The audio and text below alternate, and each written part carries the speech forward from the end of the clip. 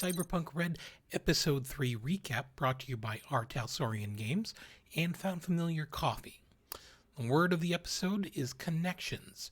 We pick up with Jinx in a rooftop standoff with would-be bomber Zolo Shade, revealed to be Jinx's uncle and employed by WorldSat.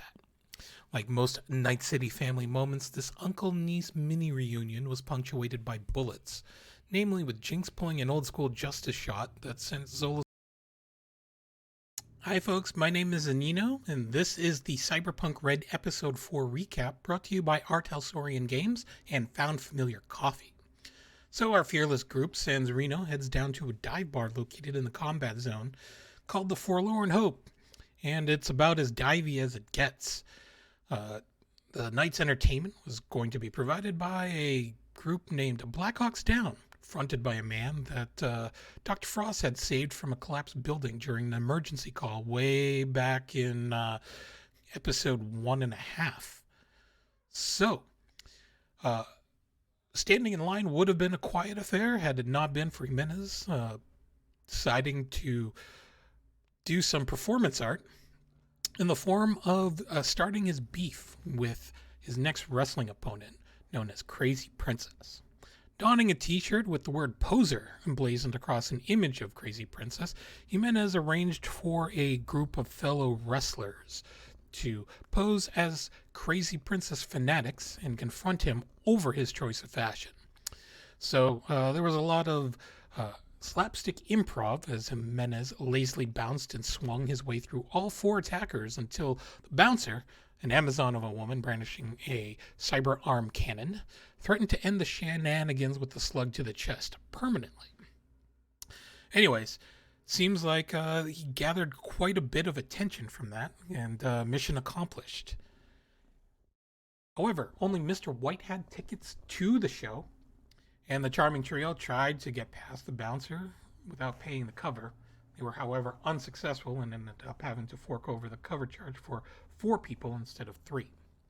Inside the club,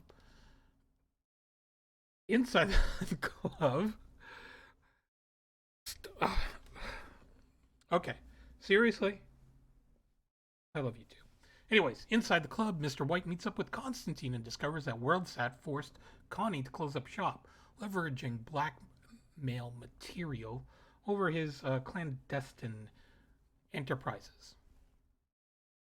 We also learn that Crazy Princess is in fact a poser, having only wrestled one heavily choreographed match and proving to be a toxic presence in the locker room whenever she actually bothers to show up.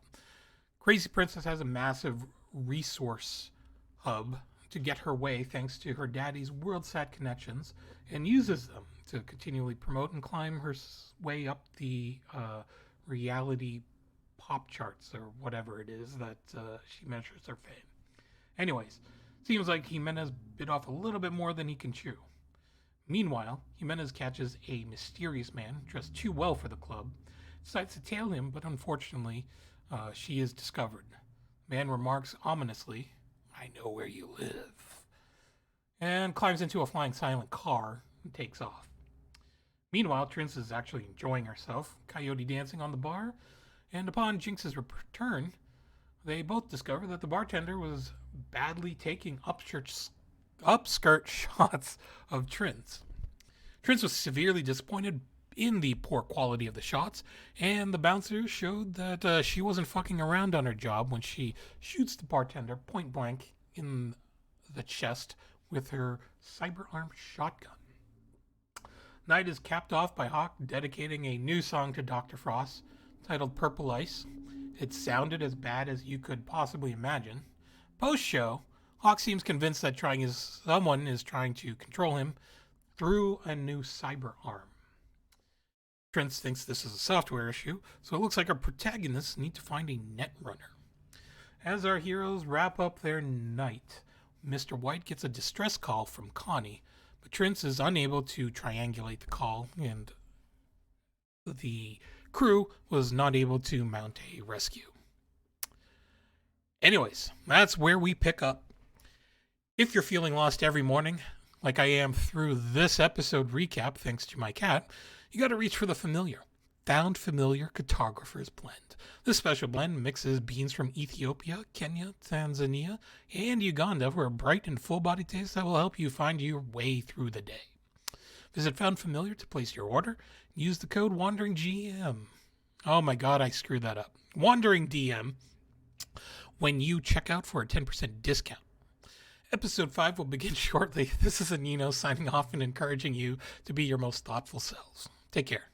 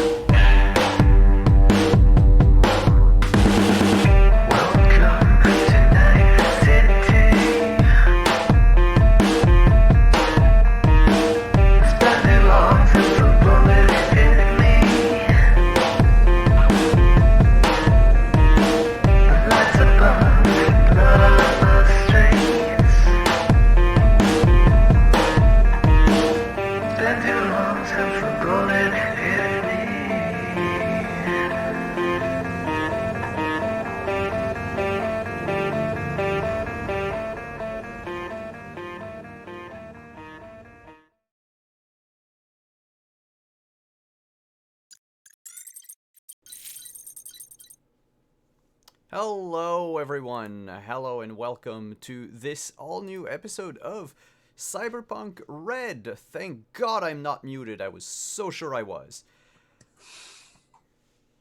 I am Simon at Wandering DM. Welcome, everyone, to episode 5.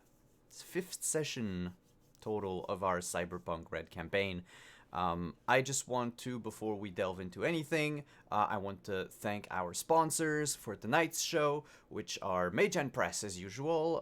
Mage and Press, the makers of D&D supplements. If you are in the market for new adventures, new classes, new races, new campaign settings, just check out Mage and Press at store.mageandpress.com and use code WanderingDM to get 15% off anything that you purchase. This also includes the brand new hardcover Dark Matter book, which is D&D in space. And you can always catch Dark Matter here on Tuesdays at 8 p.m. As was said in the recap, another one of our sponsor is Found Familiar, the purveyors of fine coffee, which I am drinking again tonight. This is Rogue Panache, for those of you wondering. And you can find them at foundfamiliar.com. You can use code WanderingDM to get 10% off your purchases, and you get free shipping to the continental US if you order for $50 or more. Our other sponsor is Dice Envy. You can check them out down below in the link if you want to get some nice dice for your characters. And last but certainly not least is our sponsor for this specific show, Artalsorian Games, without who playing this game would be impossible, for they are the makers of Cyberpunk. This is what happens when I do two things at once. Because I just saw that the dice roller isn't up properly. There we go. That should work. Yes, Artalsorian Games. Thank you so much for sponsoring this show. And also, we are giving away, as is our tradition every week, a free PDF Jumpstart Kit of the Cyberpunk Red edition. So stick around. After the break, we're going to we're going to give away a copy of the Jumpstart Kit. I need more caffeine. Without further ado, let's go back to where we were when we last left off, as the group made their way back home after an evening at the Forlorn Hope. They are accompanied by Hawk, the singer and lead member of the Black Hawks Down, a group of cyberpunk music. They had expressed issues regarding their new cyberware implants. Doubts that they had about maybe things that the implant was doing to their mind. And that's where we're going to pick up. With the four of you, well, five with Hawk, walking down the road a few blocks away from the Forlorn Hope.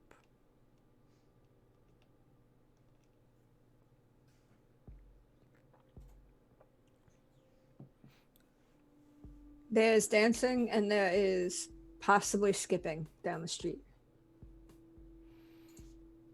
To the sounds of the nightlife in Night City, which is, for the most part, sirens, gunshots, people screaming or yelling, I should say. It's always a time. You get farther and farther away from the Forlorn Hope, farther away from the combat zone. Make your way back to the apartment. What do you do? I go take a shower because I'm covered in blood and guts. Probably. It would I be a could good see- idea. Yeah. Did you need my help, Doctor?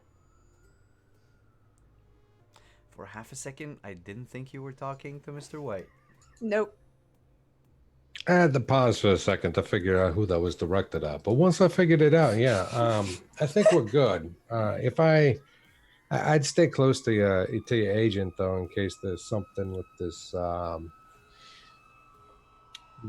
mechanical pieces that's hinky. I may be needing your expertise there. Cool. I'm going to see what else the rest of this, poor unfortunate soul seemed to leave behind in his personal effects. Understood. So, Hawk, you say you feel like you're being tracked, followed, something to that effect. I feel watched. I don't know. I just can't shake off that feeling. Like even when I'm in my apartment. I mean, there's always a little bit of that. I mean, we kind of are in that surveillance state of the dystopia kind of shit that you hear about all the time. But I get what you're saying. Now, you look like you're a little shaken by it. It's more than just that forebodingness that is Night City. Yeah. Have you noticed anybody in particular?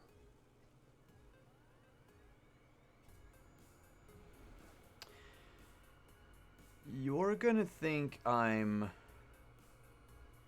crazy, but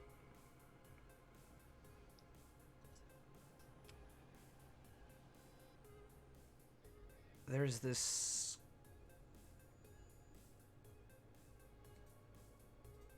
unmarked van. It's black? Yeah, it's a black van. It's weird because and he shakes his head. And he's like, it's as if something, as if my mind didn't want me to remember. Yeah, that's not that weird. You're not the first person to talk about that. And Mr. White's going to reach into his jacket and activate the jammer that he carries on him to basically shut down all signals in the immediate area around him and Hawk as they finish their way up to the fourth floor and into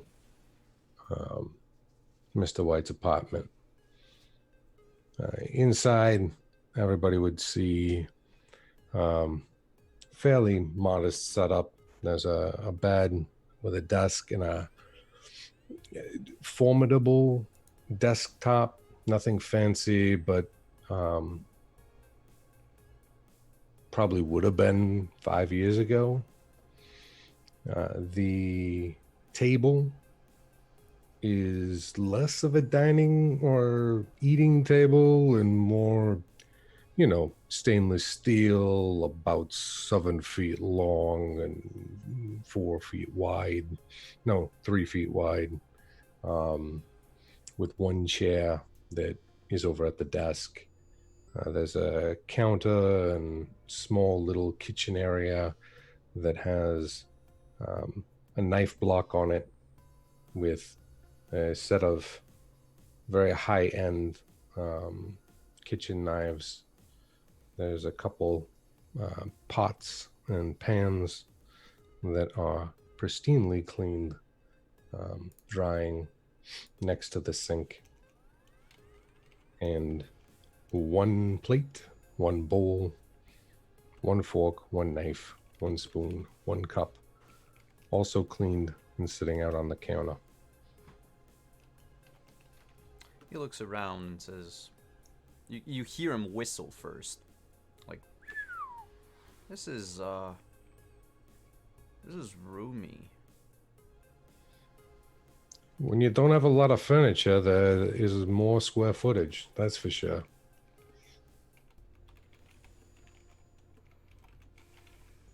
Well, I definitely would like to live in a place such as this one point.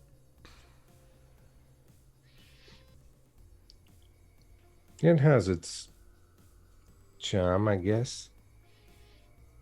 I mean, you get serenaded by Rico when you're not paying attention.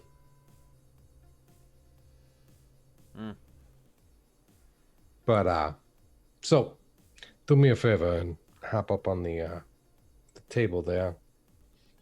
And, let's see that gear that you've got. All right. I don't want to insult you, Doc, but is this like a clean environment? I understand what you're asking. And, yeah. I don't spend a lot of money on a lot of things. But, let's just say I have quite a amount of claw hacks to keep everything kind of clean. Good. I don't want to catch anything. It's like those. Hear about those Ripper docs on the news and all this. There's one of them on the 8th floor, but yeah, no, I don't want to go there. You've seen me in a much less sterile environment keep you alive. You're right. And he hops on the table. All right. He lies down on his back, rolls up his like short sleeve up to his elbow so that you can see just about where the not elbow, shoulder, just about where the cyber arm connects to the flesh and bone of his actual torso. Okay, so I'll do a quick inspection of the cyber gear itself, but I'm more interested, honestly, as he's there, kind of looking over the different things like his neck, the flesh around his shoulder, the different trajectory that he might have gotten hit with one of those darts, like the other gentleman that I saw earlier in the day. Make me I was going to say awareness, but I think it's perception in this one. Yes, a perception check. All right. Let's go with perception. As you look him over. There are no traces of darts or small puncture wounds. Okay. that you can see anyway, though he still has his clothes on. Well, yeah, but just cursory. I'm guessing that it probably was a while ago. So that my follow-up question to him would then be, so how long ago did this sense of being followed happen? And he takes a deep breath, and you can see his eyes like shift from one side to the other, as if trying to count like how far back this began to happen. And he says,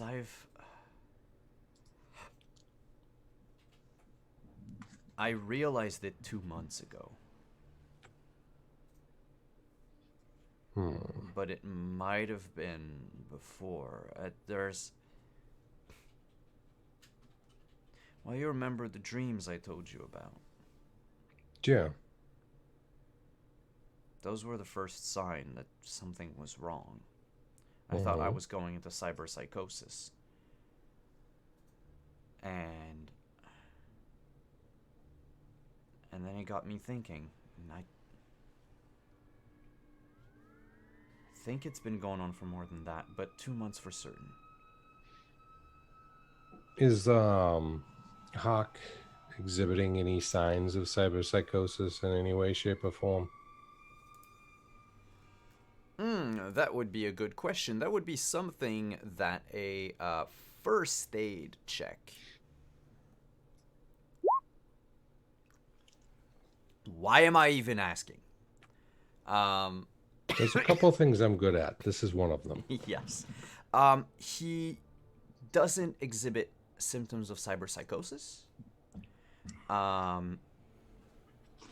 Because normally cyberpsychosis is tied a lot with loss of empathy and of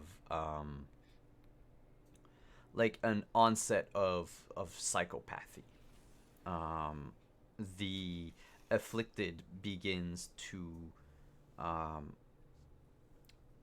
not forget their emotions, but they stop relating to others, and they start, even after a certain point, stop thinking of themselves as nothing more than a collection of parts that can be changed, that can be altered, improved. Like they start to believe themselves as objects. And one of the first like major symptom you would see of someone going into cyberpsychosis is isolation. Him being in a band, having let's say social outings, he doesn't seem to be under cyberpsychosis. But there have been recorded cases of people getting major cybernetic replacement and having a form of PTSD. And it could, because from the literature that you've read as a doctor, the most frequent case of that, not case, but the most frequent theory is that it's not the fact that they got like a cyber arm that caused them trauma. It's how they lost their arm in the first place. And even those people who get the arms replaced to have like weapons or what have you inside their limbs, the brain realizes at some point that, hey, you are missing a limb and this should be a big thing. And sleepwalking could be part of the symptoms of that, but it seems almost far-fetched. Given your role, something doesn't add up in his condition. All right. So I'm gonna need something from you, Hawk. I'm gonna need to know, in any of your dreams or even your waking moments, are you feeling some sort of loss connected to what happened in that collapsed building. Do you have flashbacks to that moment in particular? Or is it just the dreams that you've been having that are kind of unsettling? No, I had. Well, I mean, at first, like when I was at the hospital and shortly after leaving,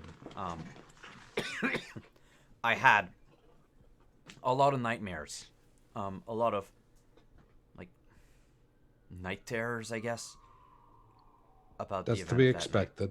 It was a big thing. I mean, it was very traumatic. So I went to a shrink, and Oh, good for you. yeah, and they, after like 2 appointments, they sent me to a doctor. There's this. I got this, and he taps the back of his head. He says, "I got this chip implanted to help suppress certain memories." Hmm.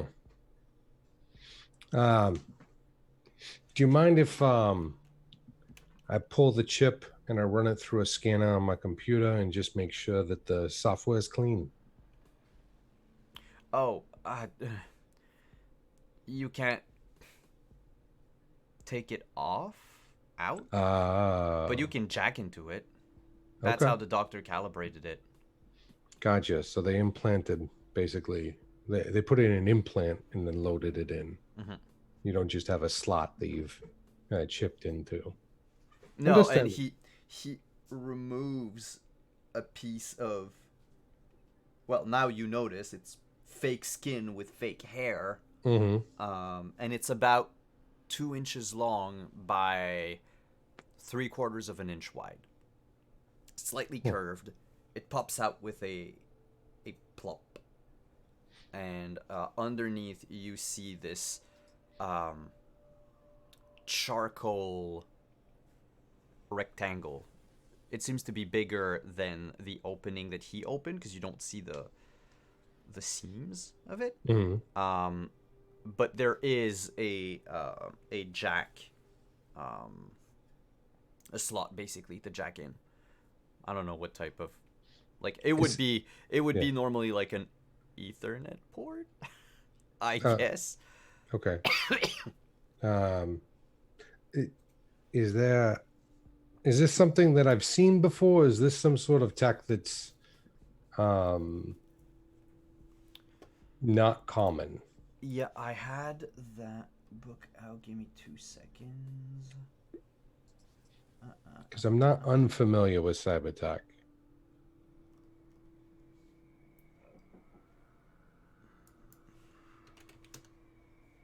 Um,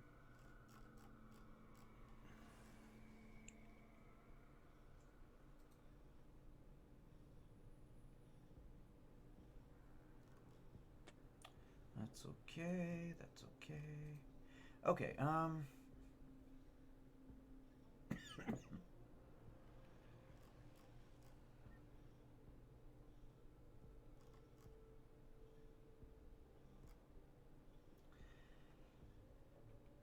It is a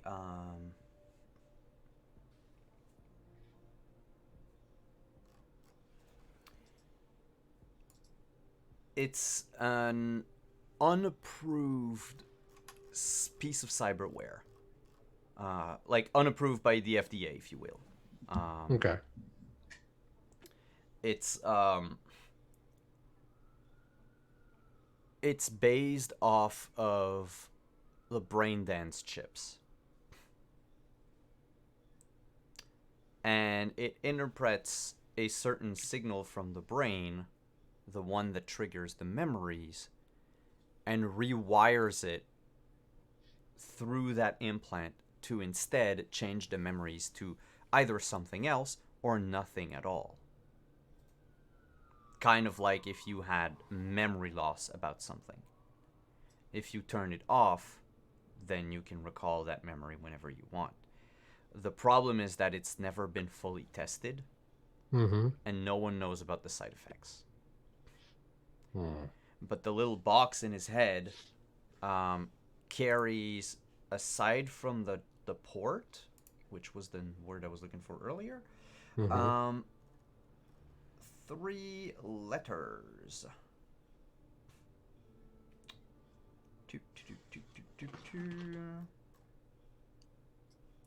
IEC. IEC.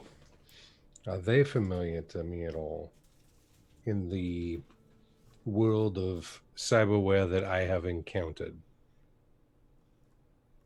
Yeah, it's a company that you know of. It's not one of the major megacorps. Mm-hmm. But they deal a lot in military grade cyber implants. They're normally purveyors of weaponized implants more than just medical grade or fashion. Is this the same company that I noticed was responsible for the other cyber tech we found on some of the strange happenings, Yes. including the chip that I took off the big berserker dude? Yes. Okay.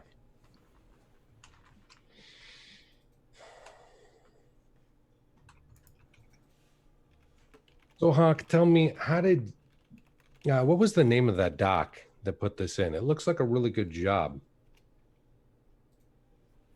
Oh yeah. Dr. Patel. All right. He actually I had to go to LA for that. But Ah. I was gonna say I didn't recognize that name and specialty around here, so um, I appreciate the added context. yeah, it's he told me it was some sort of subcontractors for Biotechnica that did that created those. And I know what you're gonna say. It's not been federally approved. It's not been approved. I mean, it's not like we were in the States anymore. Well, I'm not too worried about that. In the circumstances, the way things are right now, we do what we have to survive. I'm more concerned about you and your health. So, what I'm looking at here is less about, is it approved? Are you on the up and up? Blah blah blah. I'm not in my capacity as part of trauma team right now, and I don't have to talk to anybody when, as far as anybody's concerned. My bigger concern, though, here is that it's implanted correctly. It looks like it. I want to make sure it's functioning correctly, and that it's not causing any side effects that might make you feel like you're being watched. Because if it's the cause of it, then we have to talk about that chip. Otherwise, we got to look for somewhere. I might have to do a whole body scan to figure out where some other implantation is going to be, because I don't think it's in that cyber arm. I didn't ask for anything. What do you mean? Well, I mean, I only have the arm and the chip at the back of my head. Oh, I understand, but your references about that black van, you're not the first person to mention it, and they didn't remember much about it either. So if it's connected, you wouldn't remember about anything that they did. I don't want you to be alarmed, but that's why I want to rule out the other stuff first before we worry about the scary shit. All right? All right, I'm glad you don't think that I'm crazy. Nah, why would I think you're crazy? I mean, come on. Unmarked vans, people following me, paranoia, weird dreams. I sound like a case. The weird dreams could be chalked up to PTSD. I mean, you lost your arm. That stuff can come and go. Or something weird that you ate. Or heck, maybe Rico hit a note that rattled your neurons or some shit. I ain't too worried about that. And honestly, it's not paranoia if something's actually happening. So first, we treat it as though it's happening. We rule it in or rule it out. And then we talk about your mental state. But why question that? You haven't lied to me.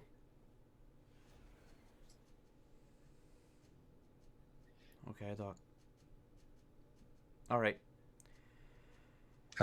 I need you to sit tight. I'm gonna grab you something to eat, and then I'm gonna go get Trins. I think I want to leave the jammer on just in case you are being tracked. I don't want them knowing exactly where you are in this building. So I need you to promise me something. What? That you're just gonna sit and eat. You're not gonna answer the door for nobody. I know how to get back in here. If it's not me, you don't touch the door.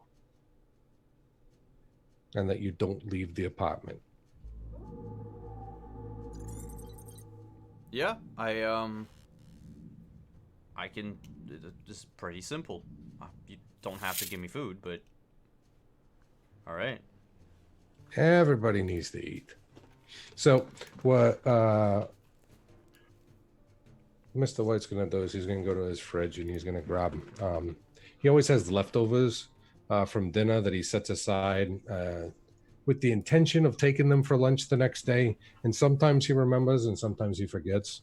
So sometimes he has to throw it out, or instead of throwing it out, he usually Mrs. B always says that she can salvage it or whatever. I don't know if she composts or what, but she takes it from him.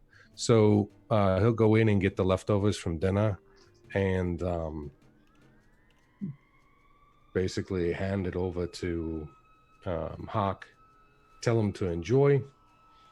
And that was that balsamic chicken salad that he made earlier. And then he's going to go find Trins. All right.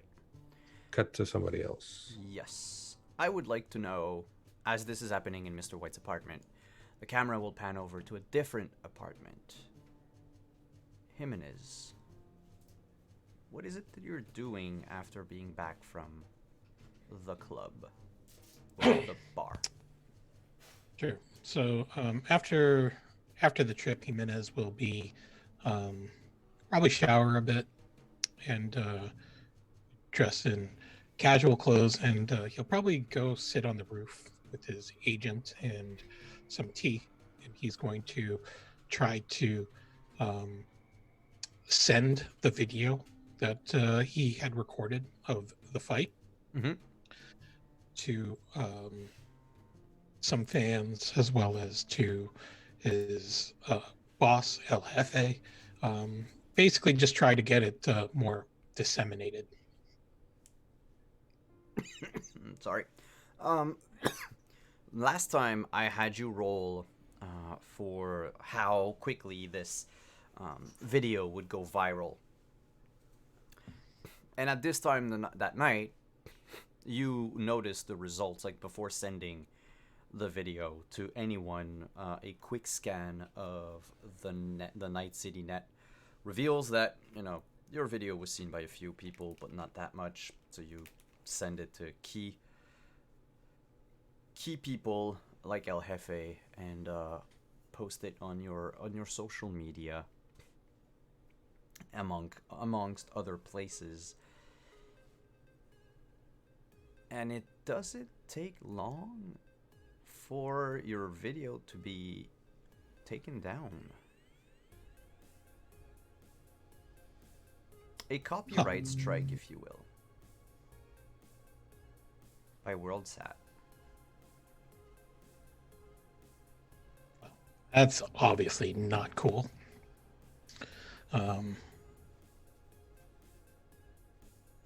It hasn't been taken down of everywhere, but let's say the equivalent of what would be the major, like, Facebook type of social media app removed it, and you got a message explaining why. Took about an hour. It was viewed by a few dozen people before on that platform alone. Okay.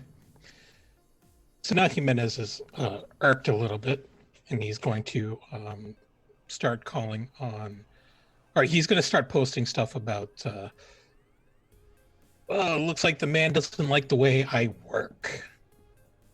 Um, and you know, they're trying to keep my content on the down low, and not letting you, undergrounders, see what's going on in our little showcase. So I'm going to need your help, fans, to make sure that this video gets in front of as many people as possible, because there's no way that this fight with Crazy Princess is going to go down without a whole lot of drama.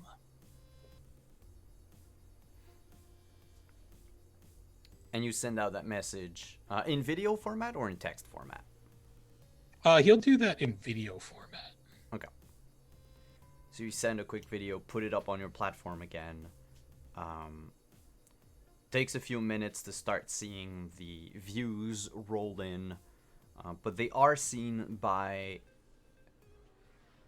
at least all of your regulars, for sure. Like, the number is even higher, so you know that some other people must have stumbled upon it or have been told by others to go see it.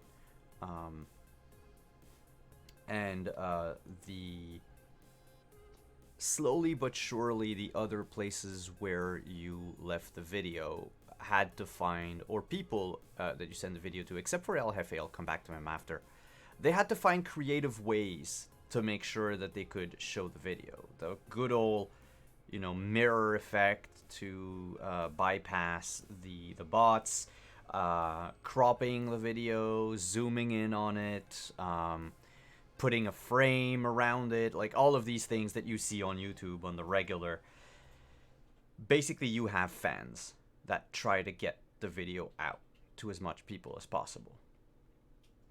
How long do you stay on the roof looking at the beginning of your crusade against Crazy Princess? He's gonna sit out there for a couple of hours. He's a little bit spooked after hearing the information from Connie about how Crazy Princess works and all that stuff. And maybe he will send out a message and say, well, it seems like Crazy Princess doesn't really want this fight. Where do you suppose someone could find her? And he'll throw that message out there into the social media as well. Ooh, can you make a persuasion check for me, please?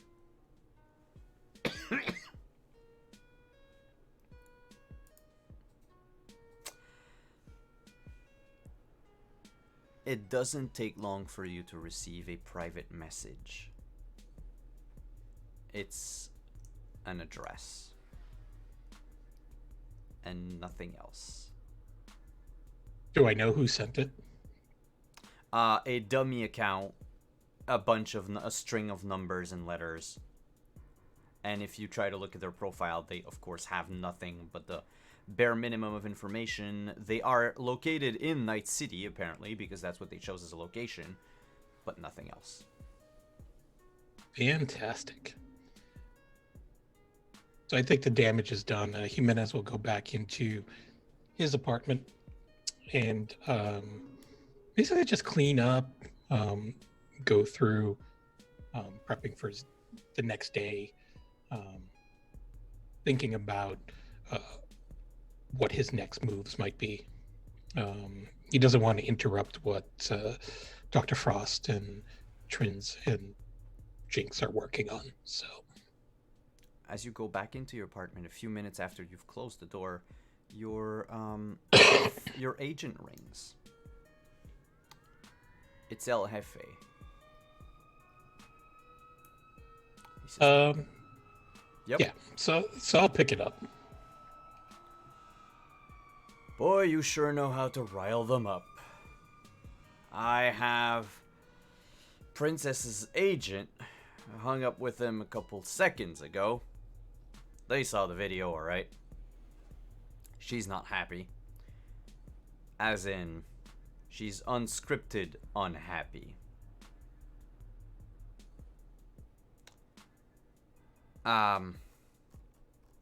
They don't like you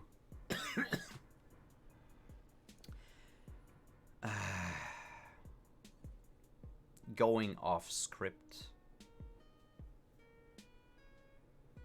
Well, they didn't really give me a whole lot to work with. It seemed like she wanted to just let it just sit there. And obviously, I couldn't do it because, I feel like that she doesn't really know how to build a good feud. Um, there's got to be a little bit of back and forth. Otherwise, if, you know, I crap all over her, figuratively, uh, in our feud, and she doesn't fight back and get her shots in on me, no one's going to take her seriously, and no one's going to want to watch the fight because they already know that I um, am just too good for her. And likewise, if she's always coming out on top, no one's going to bother watching this match because they all know that she is going to do whatever shenanigans and toss me away. So there's no drama there. I'm just trying to stir the pot and make this a very interesting story. I am behind you 100%, Jimenez. But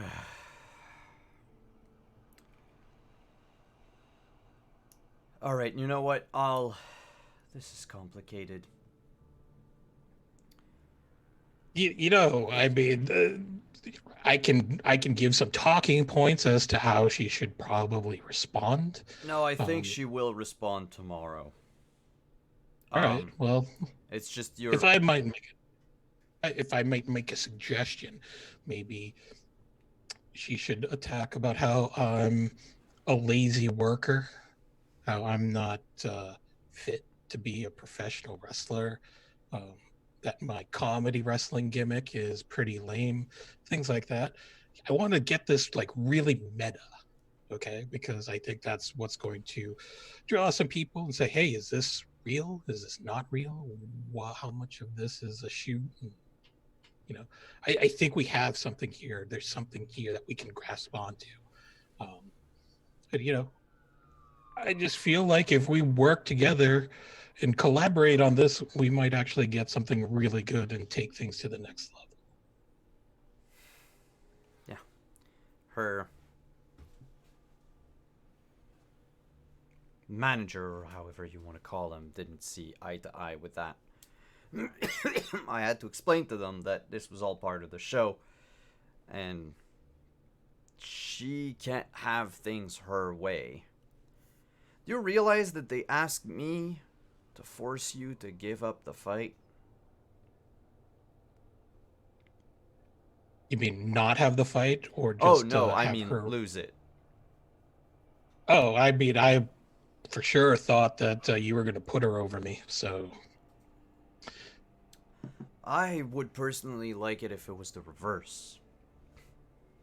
no, I have some ideas on how to book this, but it's got to get really hot, and people have got to pick it up. We'll see how she responds tomorrow, but she isn't called crazy for no reason. Yeah, I know. She scared other people out of the business, Jimenez. Yeah, I know. I have met one of her former bookers.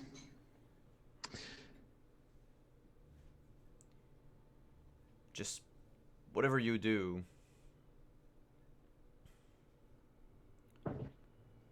watch your back.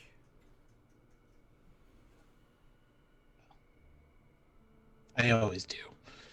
But I do have to ask you something, Hefe. You don't have anything else shady going on, do you? Something that they're going to hold over you? You mean like blackmail? Sure.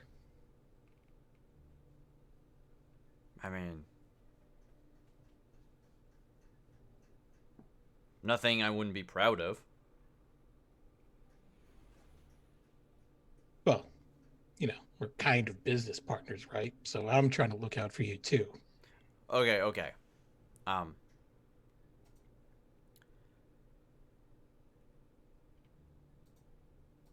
I may have organized.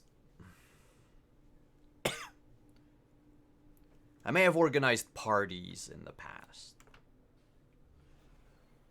but everyone was an adult, and everyone was consenting. That doesn't really sound so bad. Well, I mean, that's kind of the worst thing I could see them going after me for. I mean, doesn't that really happen everywhere in Night City? There really isn't a whole lot of fun stuff to do here. Yeah, but a couple years ago, it was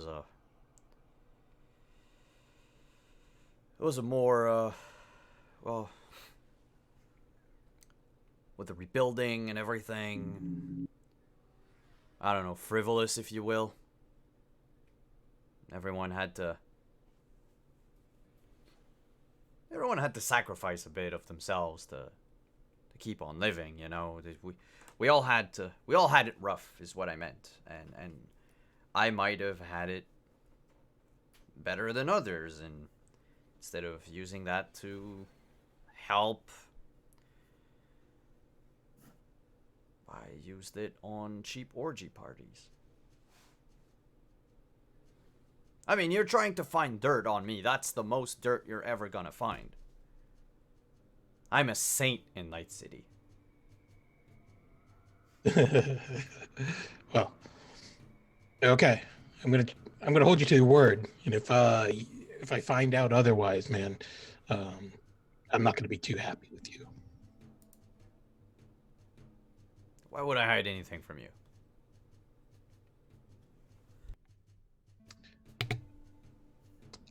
I don't know.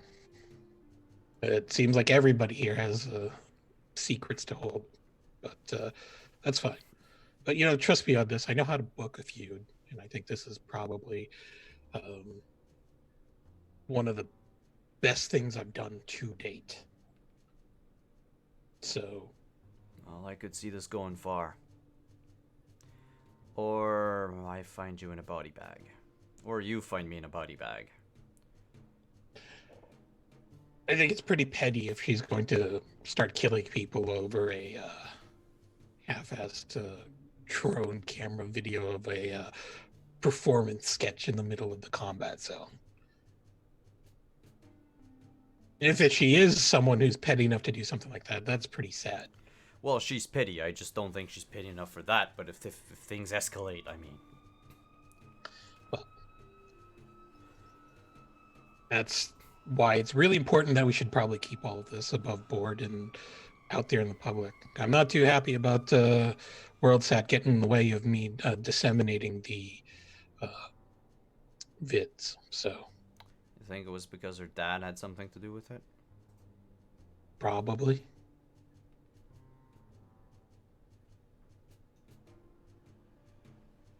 At any rate, if you want that manager to reach out to me and give me a call, you can give him my number. But Alright.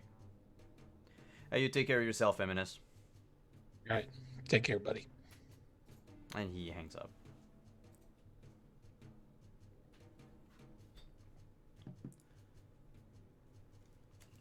And just as soon as he hangs up, you get another call. This one, you don't recognize the number. All right, so Jimenez will pick that up again, and he's going to be wandering around the room. He's going to be checking on his gear, trying to basically pull out his backup luchador outfit and make sure that it's all ready to go. The message is brief. It's a woman's voice. And she says, "You're dead, East Coast boy."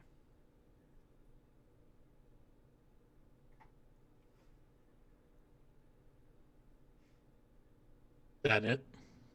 Yeah, she hangs up right after. Oh, okay.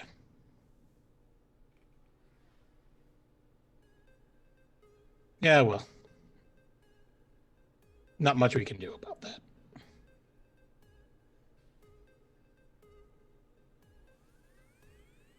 I don't think they have Star 69 here, do they? Is that still Yeah, a thing? we'll see that. Like, I mean, if it exists in our world, why wouldn't it exist 50 years from now on? Oh, I don't know. Um, Yes, you can. it was the number blocked, or Oh, no, was no, it no. something It I was can? a number. Like, with Okay. the area code of Night City and everything. No. Well, I'll dial it just for shits and giggles. Same woman picks up the phone. What do you want? I mean, would it have killed you to introduce yourself and say hi before you threaten to kill me? And you wouldn't have cared to tell me that you were gonna call me a poser? Well, I was told that you didn't really want to do much of the build up anyway, and what else was I going to call you? I don't know. My name, maybe? Well, that's not really going to start a feud. What's this feud you're talking about? The story, the reason why we are going to wrestle in a match in a few weeks. It's kind of how wrestling works. No. I don't wrestle. This is my rise to fame story. My manager takes care of everything. And I just show up. I'm gonna take pictures. I don't wrestle.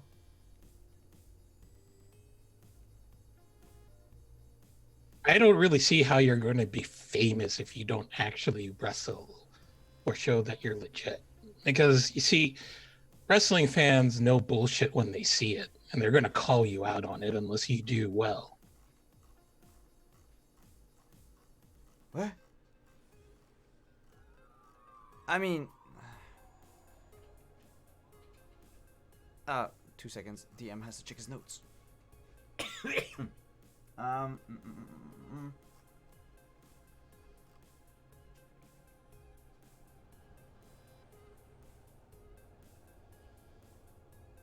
That's not what Fiona does.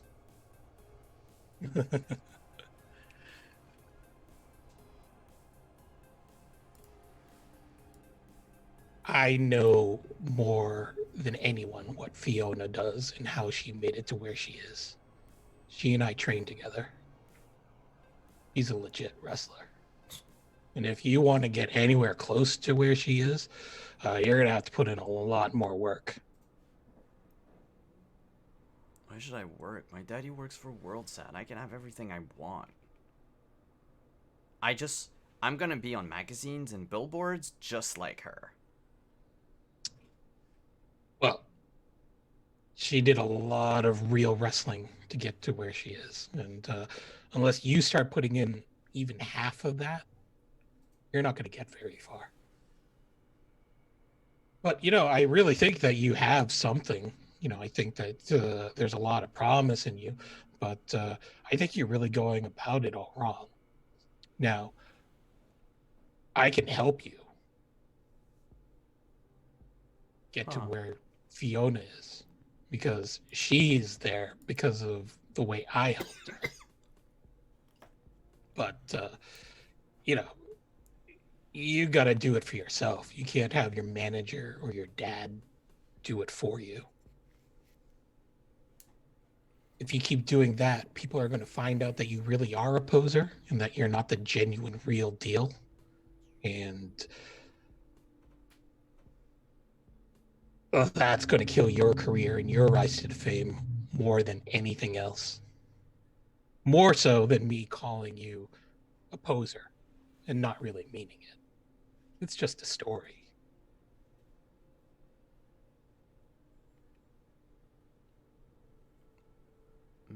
make a persuasion roll.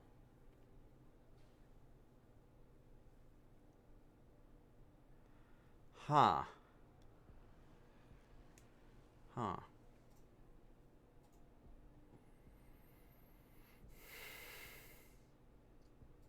Nobody had told me that this was going to be so difficult. Well, if it was easy, I would be in Night City Wrestling instead of Club Underground. But we gotta make do with what we do. I mean, I thought everyone went through all the basics like that before they rose, and those that stayed there was because they deserved it. They're just not good enough. Well,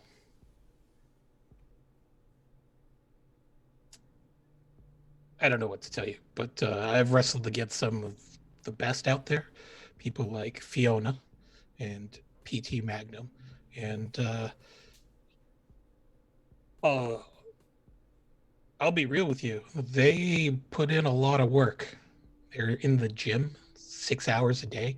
They practice in the ring for another 4 hours. And then they sit there and they try to come up with something all on their own without the help of their parents or their managers Or like a stunt double. or stunt double.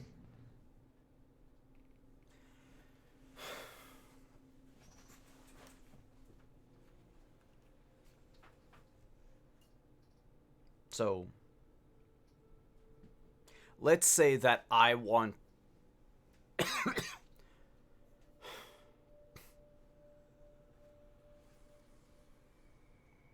I don't know. Let's say that.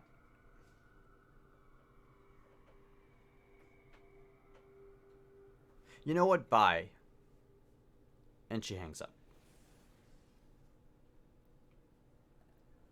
Oh. All right.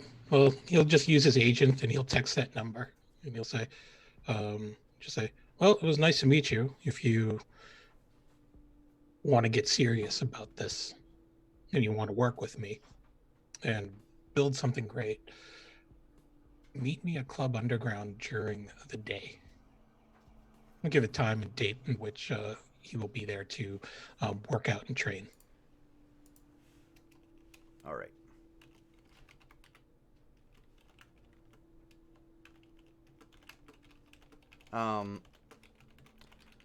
I know that Jinx went to take a shower, but I figure her shower doesn't last the whole scene of everybody else, unless it does. So is there anything that Jinx wanted to do this night? Hi, stop. Sorry. Take a shower, get changed. Ready for anything really. And grab her gun. At some point, if she can run into Mr. White. Sure. Let's say as Mr. White is leaving his apartment to go and get Trins.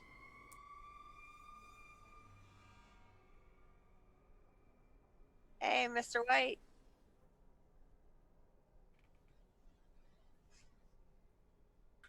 Hey, Jinx, you look better without all the blood and guts. Feel better. I imagine so. Got a little bone to pick with you?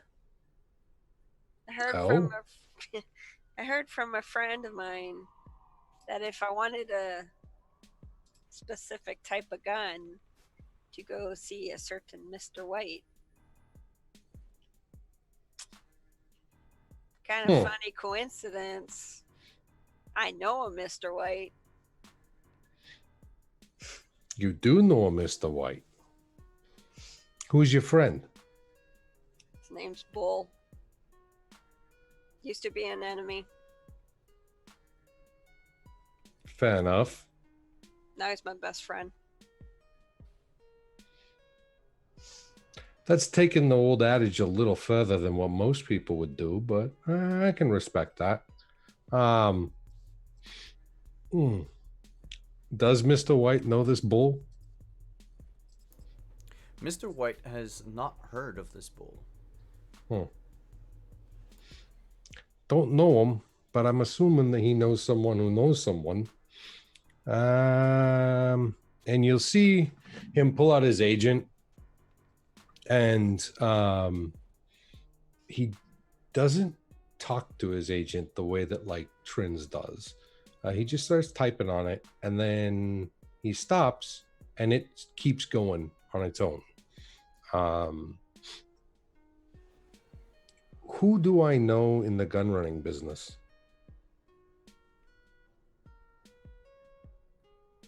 I was muted.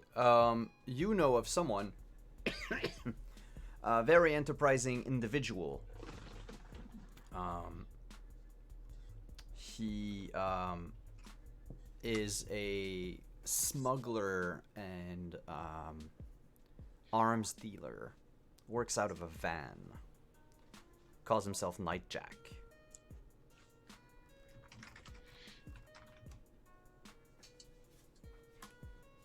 Has Nightjack ever done any jobs for Constantine?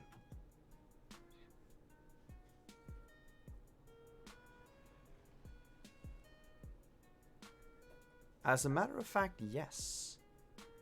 Okay. Have I used Nightjack for anything that Pilar or Bo needed for any of their equipment?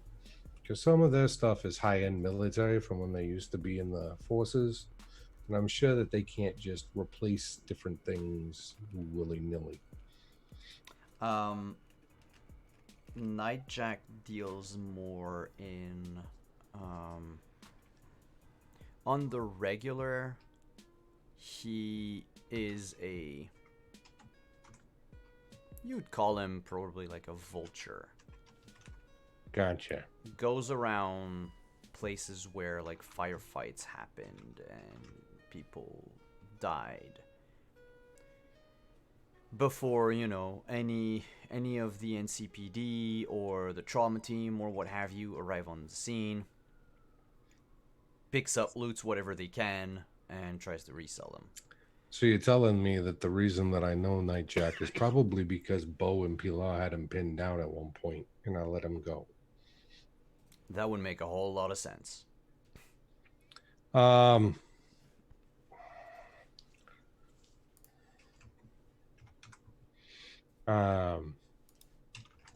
kind of firepower are you looking for?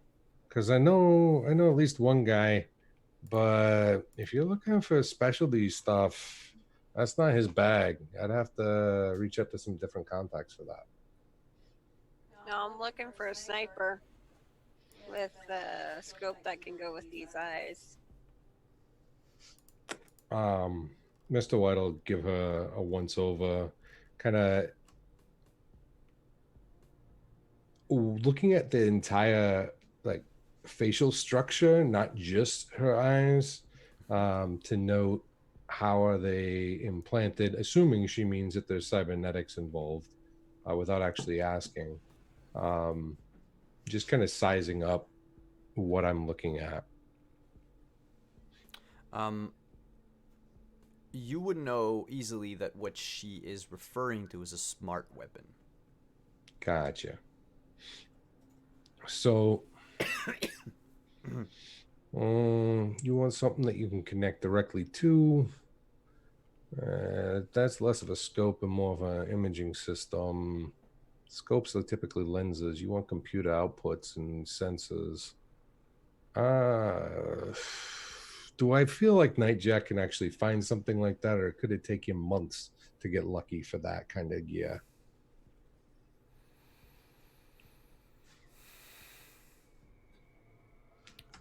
It certainly isn't something that he would have on hand right away.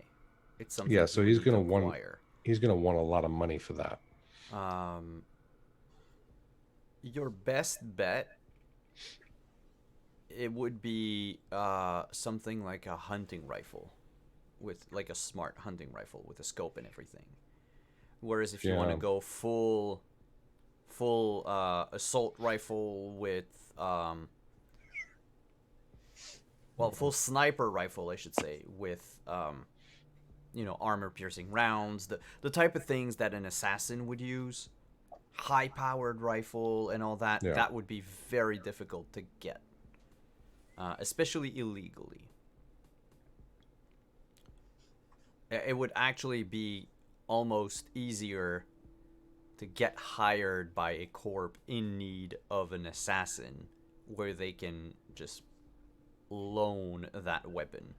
However, from that point on, if you want to keep the gun, you have to, leave your Keep working. keep working or leave your job and be hunted down forever. So I can probably find something. But we're not talking military grade. That's going to take either time or resources that I don't think anybody in this building has right now. So we could work on it. Everything's possible. You just got to find the right person and the right leverage. Well, this gun I got right now is not too bad. The rifle that I used to have, I lost it. What was it that you used to have? Sniper. Yeah, with but the target system and everything. does Jinx know the actual model and all that kind of stuff? Yeah, it's Okay. Captain that doesn't. It's Rin that doesn't know. That's fine. And the DM is trying to pull it up. Okay. So Mr. White will carry on that conversation with Jinx and let her geek out about the gun the one that got away sort of thing. As it seems like Jinx might be kind of, a little smitten nostalgically with that weapon. It was her favorite. And so, I'm guessing that she might babble on a little bit about it. Yeah? No? Yep. So he'll kind of smile and nod and ask, the polite questions people do when somebody's geeking out about something that's really not their cup of tea. Oh, that's kind of neat. Did it do other things too? Like that. Just to be able to draw out the conversation and stall long enough for Simon to find the gun. Yes, Simon found it. It's an Arasaka WSSA sniper system. Okay. Arasaka WSSA sniper system. Yeah. Now that's something that's going to be completely out of Nightjack's purview. I won't. Mr. White won't actually drop any names. He'll just say that's completely out of my contact's purview. But I'll see if he has anything that'd be an upgrade over what you're carrying to get you by in the meantime and get some quotes, some prices for you. But I can also do some jobs. People need to go from point A to point B. Oh, I'm glad that you said that. We might have some opportunities with Connie as part of this whole underground wrestling thing. Trading favors is usually easier than trading cash. You always need cash for something. Favors are easier. Favors last longer. That too. There's no expiration date on them, and people can't really steal them off you. Nope. So, I'm glad that you said that. My friend Constantine, he's got a few irons in the fire, and he's probably gonna need some alternate routes for his goods, including maybe some, let's say, fresh drop points and pickup points. If getting from point A to point B without having any problems or without drawing any attention is one of your things, or someone you know.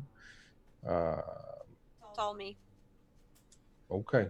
So do me a favor, when you have some downtime, draw up some different routes you know in the city, some different safe places that you know in the city, and I'll get Connie's compromised routes, and we'll see if we can overlap and find a way to divert to your alternate options. Does that make sense? Yep. Sounds good. Excellent. I mean, It's- lately it's been quiet, so things have been dry. Mm-hmm. I need something to do. All right. Sounds like we got a plan then. Sweet. You map out some good routes and some safe spots. I'll find out from Connie what he needs replaced in that element. Maybe we got a job coming our way, and maybe some cash flow. Cool. I'll let you get back to Hawk. Yeah, he's having a snack while I find Trins to make sure that he didn't get himself fucked. Yeah. I hope he didn't, but why do I have the feeling he did? When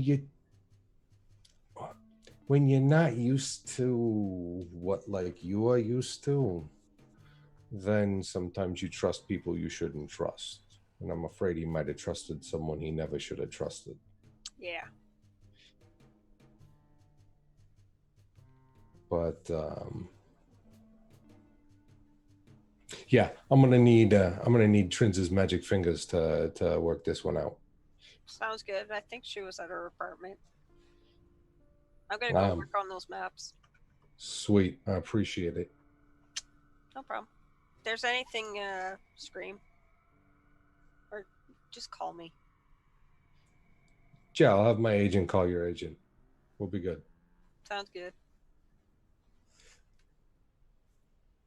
And while that's happening, I would have had the AI in my agent listening and contacting Nightjack about a long rifle with smart system, and tell him when he finds one that I want to be the first to know. Will do, boss. I don't have a budget yet, but if it's out of my price range, I will try and pass you on to someone that can meet your needs. He just texts back a little smiley face. And then off to see the wizard, the wonderful wizard of gadgets. Speaking of, what has Trins been doing since she came back home? She turned on the music because Hawk wasn't bad. It was a fun night, but it's not her personal choice in musical accompaniment for most of what she's doing. And she has also, it kind of drowns out a lot of other things. So she's got the lights going in that are synced to the to Benedict in the agent running, and as she starts having Benedict send all of the pics that she took with the selfies that she took with the beat the shit wrestlers after the bit, and putting them on the bartender's phone. And then she's creating an Instagram story with filters and stickers and lights, and sending that to all of her friends and talking about how, oh my god, crazy person's going to get her butt kicked, this is bullshit kind of thing. Doing your own bit of social media boost for doing it Eminus. from the bartender's phone. Mm-hmm. Then she's going through the bartender's phone, and she knew that there's the one cop number that she noticed that she knows, and she's gonna take down that guy's person Okay. to deal with at a later date. But she's also going through everything that's in that phone to see if there's anything else useful, or if there was anybody who she might want to be concerned about. There are a lot of numbers in it. Many of them are numbers associated with a drink instead of a name. Mm-hmm. So it's like if the barkeep kept like nicknames for all of his contacts, though there are quite a few, maybe a third of them have actual names, none of which that you recognize, aside from that officer who was in there. But otherwise, you'd pretty much have to do a lookup on the net for each number to see who they are. Are there any distinct drinks that she recognizes that she ties to anybody?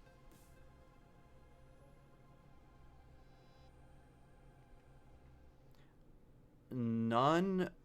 Like, I mean, there are some drinks that you go, oh yeah, Yeah. this or that person really likes this drink, but when you look at the number, it is not that person. Okay. So no, it doesn't seem like this this bartender was someone who was like within your social circle or like one step removed. Though looking through his phone, you do realize that he was the newest bartender at the Forlorn Hope, because there are multiple messages about the state of his schedule and how he gets all of the shit shifts because he's the newest. And he doesn't seem to have been working many nights at the bar.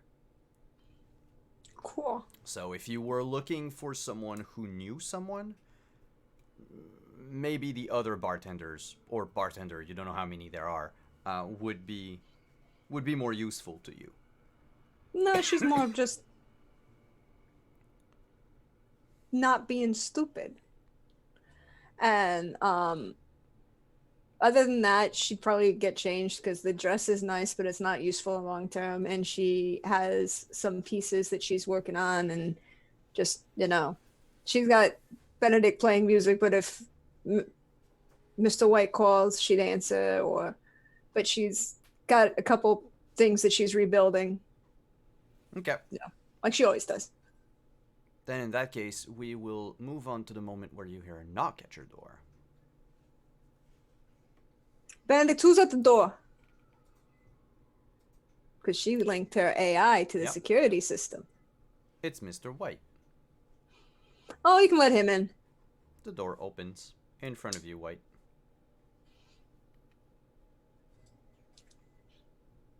I kind of wait for the door to finish opening, and then I walk in. So, I think I'm gonna need your assistance. Oh, so I should bring all this stuff then. She says, getting up from her. She has a bunch of like different colored fabric floor cushions that are kind of formed into like this couch bed arrangement to one end underneath a curtain of like paper lanterns. But the entire far wall of the apartment, the outside wall, is just a giant workbench that's got LEDs that she's linked that are still going in rhythm with the music. It's still playing. And she's like gets up and starts pulling like a bag and starts pulling stuff out of the wall. Do you know exactly what I'm looking at? Is it, Yeah, I know what you're looking at. You're looking at a chip that was, let's say, for lack of a better term, hardwired into his skull. It's still prototype, I guess, because it's never fully been vetted. The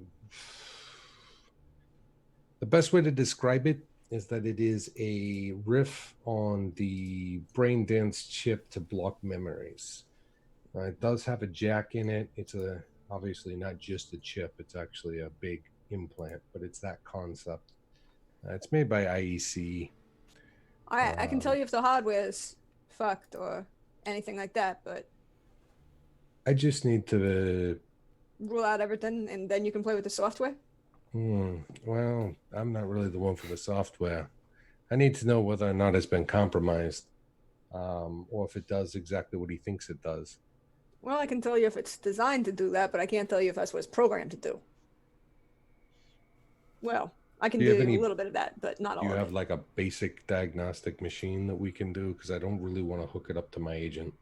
I'm not hooking anything up to your agent. She's got those pieces, and she does have a full mechanics toolkit, but she also has a full electronics toolkit and a cybernetics toolkit that she's grabbing. Would you like me to help you with one of your bags? Yeah, can you grab the? And she kind of looks at him like, these are. He's not Here. a car. We probably don't need the mechanics toolkit. All right. Little she do gra- you she- know, in your apartment right now, Hawk is going vroom vroom on your carpet. Oh, Lordy. She kind of reluctantly leaves that, but she reaches back in and pulls out a brick about 6 inches by 4 inches. I'm still taking the electromagnetics. Oh, that's fine. Okay. Um, All right. yeah. She grabs all her stuff and grabs the agent, and she goes, after you. All right. So we'll walk back to Mr. White's apartment. And She just tells Ben to make sure to lock the door as we leave. Okay. And she follows behind Dr. White. Dr. Frost, Mr. White. Mr. White, Dr. Frost. Yeah. So yeah, we'll make it back to the apartment, and I'm hoping that Hawk is still inside. Hawk is still inside. Has he gone crazy and started doing strange things in the middle of the apartment? He's sitting there. Hasn't done anything. As you arrive, he gets up and says, "We're gonna go to break." Well played. And we're gonna be right back, everyone. Stick around. We'll be here in about 5 to 10 minutes, and we'll do our giveaway. So.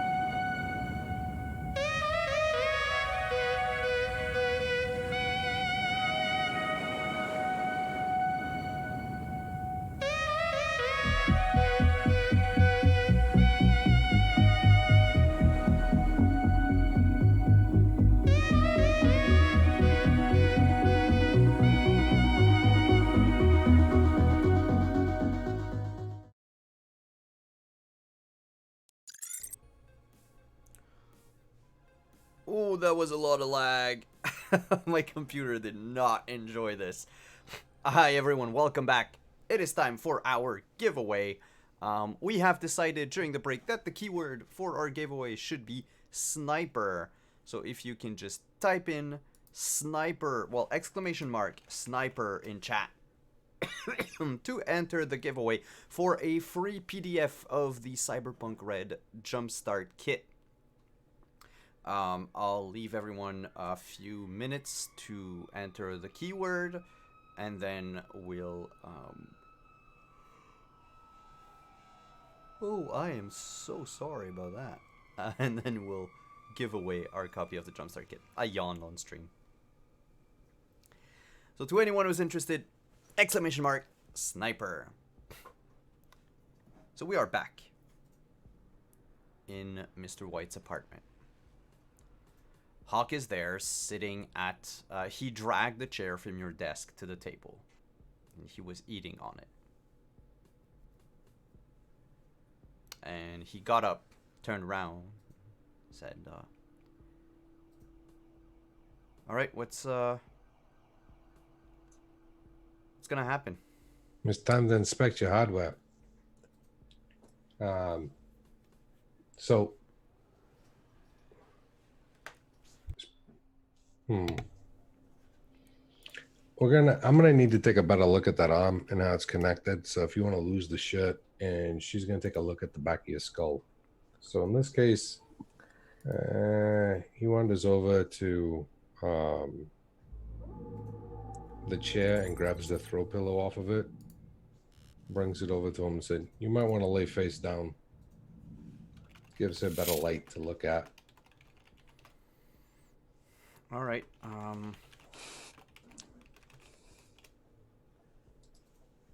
takes his shirt off.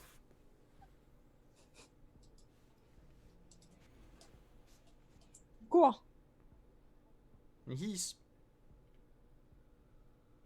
still scarred a lot from that accident. Like, so much so that, you know, it almost creates a pattern on his entire chest of a mix of scar tissue and regular flesh. Seems like most of the money from the trauma team card went to the arm and not to any plastic surgery for the chest. Okay.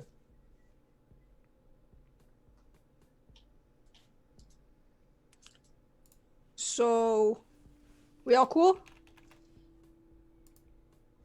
Yeah, we just need to get to work, I guess. Alright. And she puts the bags down in reach, and she reaches in and pulls out, looks like a small handheld scanner that's got two wires that come out that are designed to fit into ports. And she's pulls down the goggles and she flips through them a couple of times so they kind of turn into magnifying glasses. Like, all right,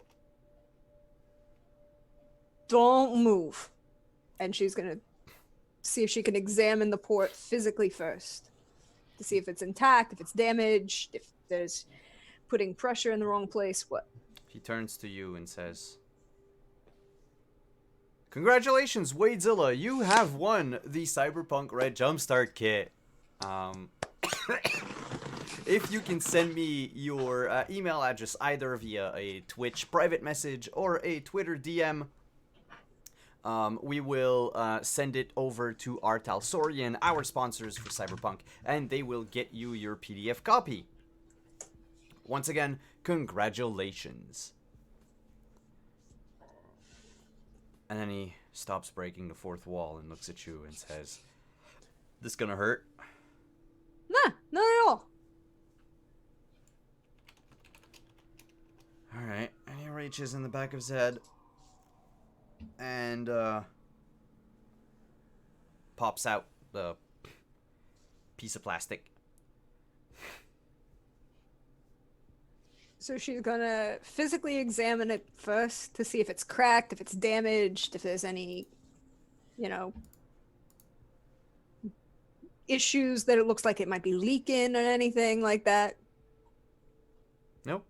No, actually, with all of your knowledge of both cybertech and regular technologies, from what you can see anyway, no, it is in perfect condition. Now, if it's leaking internally from the other side, like you would need to open up his entire skull head for that. Yeah. That's not my job. That's the doc's job. Indeed. And then she's going to. I'm assuming she's used to seeing ports like this of some sort. I mean, based on whatever she's. So she has an adapter that she's going to plug the scanner into, and it's basically something she's adapted from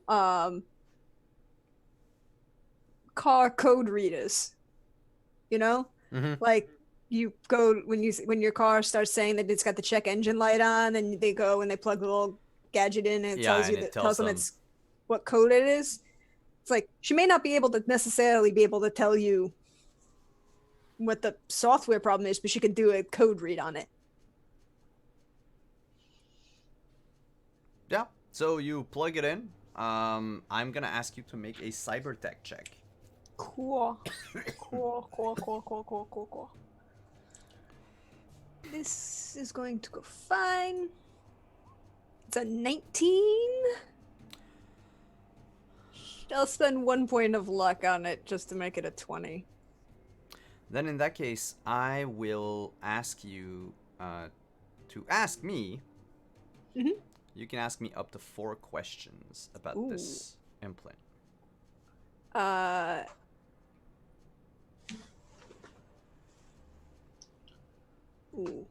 gonna. Other players may help.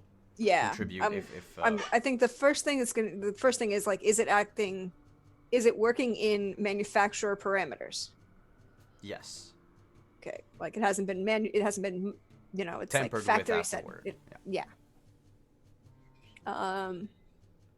So it's acting as it was designed to do. She is not sure necessarily what it was designed to do yet, but or at least according to what this is, it's acting as it was designed to do. Yeah. And then can she see the last time like somebody performed maintenance on the port? Yes, Or it was last the programming? access. Yeah, it was last access 2 weeks ago. Okay. She'd make a note of that. She's not saying anything that she's reading out loud yet, because she would then ask the doc later. What else?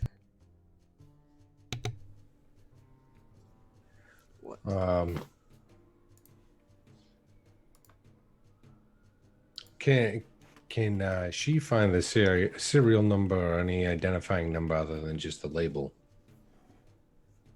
Yeah, that would be observation. Can I get a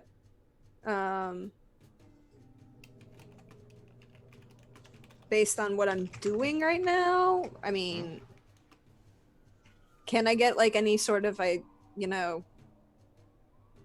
I factory trace? Can I trace the maintenance code? How far back does it go? You mean how far back does the installation go, or like you said the last maintenance was 2 weeks ago?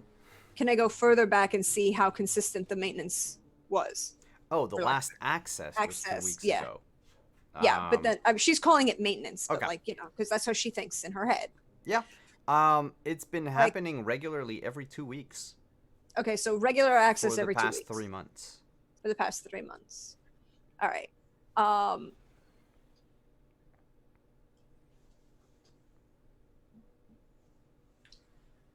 Anyone else think of anything?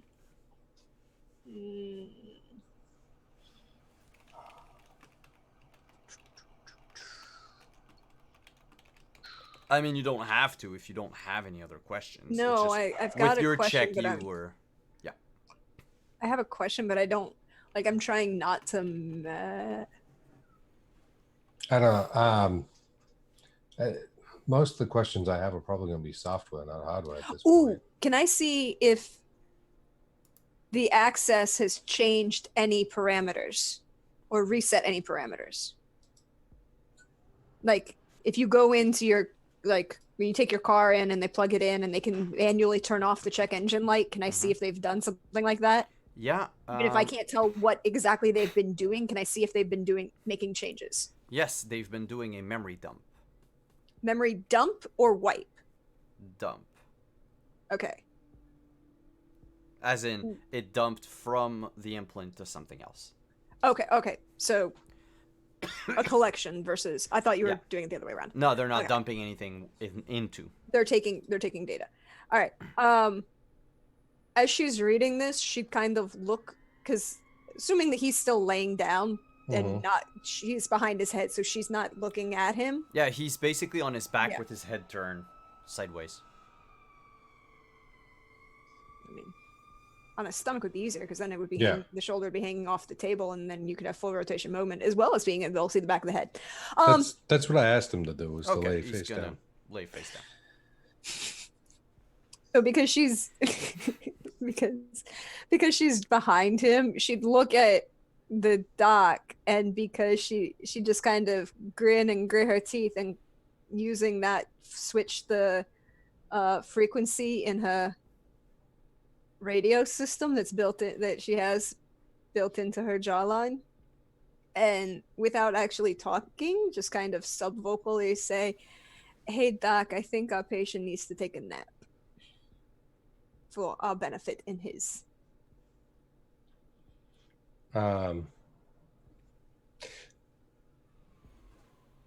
Hey Hawk, I think I'm gonna need to do some deeper examination of this arm to look for that tracking device. Are you ready to kind of go under for a little while? Oh yeah, sure. I trust you, Doc. All right. I will then go to where I keep my kit, and I will retrieve an anesthetic from it. Okay. And then I will, give him a nice sweet lullaby. All right, you put him to sleep. Like, she'd wait like 30 seconds and kind of flick him in the back of the head afterwards to make sure that he was actually unconscious. Yeah, he's pretty much passed out. There's no need for that. I'm not doubting you. I'm just making sure that he was. It's fun. So somebody likes to find out what this poor gentleman is doing, and they like to find it out kind of regular. Gotcha. Every 2 weeks, like clockwork. I can't tell you if they've been doing anything to the software system. I can just tell you when they've been in and out. No problem. You don't happen to have a diagnostic tool to actually hook up to it and see how it's doing? The tool, the gear itself? Sure, Yeah. I can do that. Maybe, And she'll pull out. Copy what's there. Yes, I can do that too. I can download everything. I can't tell you what's on there, but I can probably download it. If we can get a copy of it, we might be able to figure something out. All right, cool.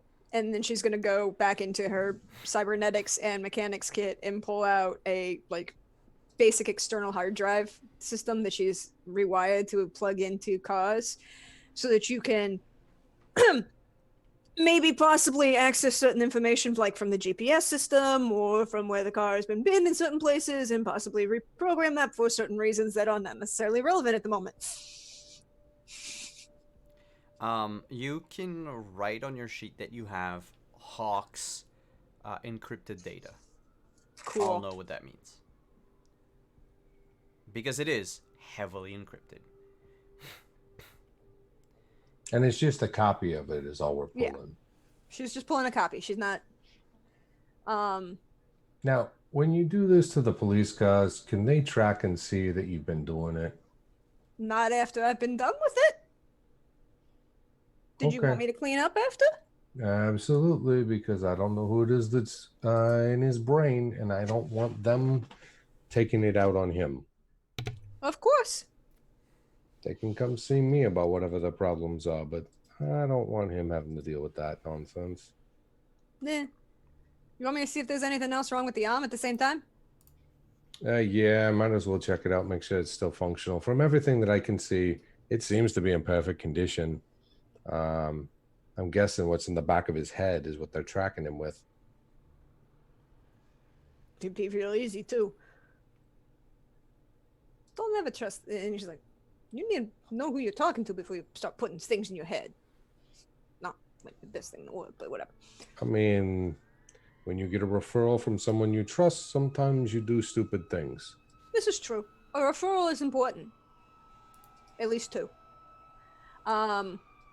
Yeah, so she's gonna clean up afterwards and back out and make it look like there hadn't been any access to the port at all. Unscheduled, as it were. Yeah, it doesn't. You don't need a roll for that. You haven't done anything too complicated to erase No. the traces of. Yeah. And then she just take a look mechanically at the arm, if it's functioning well, if it has any external, if it has anything like on it that is a little, is the arm within specs of what it's supposed to be doing, kind of thing. Mm-hmm.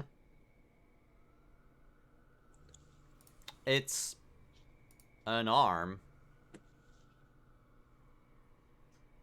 Yeah, but is it like Bucky's arm, where it's implanted with various portions of C4 so that the Red Room could blow him up if they really wanted to? Or is it kind of like, just a prosthetic? No, actually, it is a cyber arm with a few modifications to it, so it's not just your basic prosthetic. It's got what we could call in game terms like enhanced dexterity on it. Sorry. It's very much it's not state of the art, that's for sure. More than just practical. It doesn't have any weapons in it, though there is an obvious slot, if you will, in the forearm, like a compartment. It's been left empty and basically locked. Like, you could probably go in with Cybertech and manage to unlock it. But that's where a Ripper Dog, for example, would insert a modifier like weapon or blades or what have you in it. But if she x-rays it, there's nothing in there now. No, there's nothing in it now. But even just knocking on it, it does make like sort of a hollow sound compared to the rest of the arm. Somebody's been jacking into his head like regular on clockwork. She wants to make sure that they hadn't put something in the arm that he didn't know about. And let me tell you if there's anything more.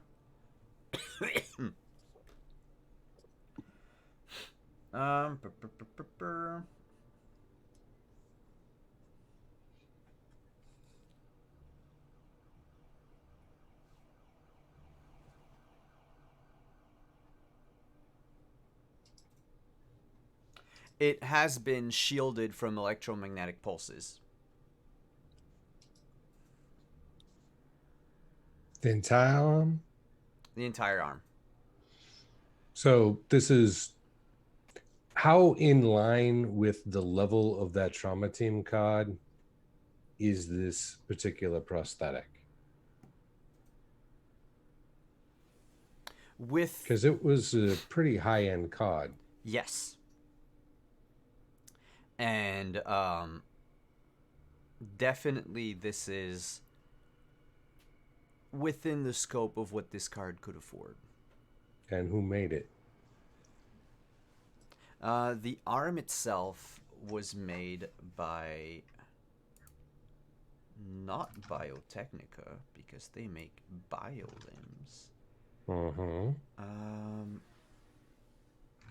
By Micro Cybernetics.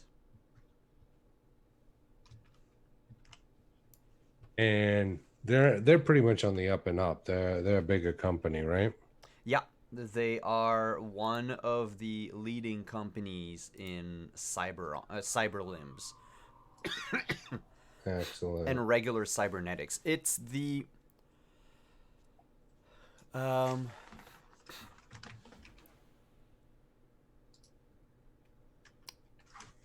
I'm trying to think of like an analogy in our world.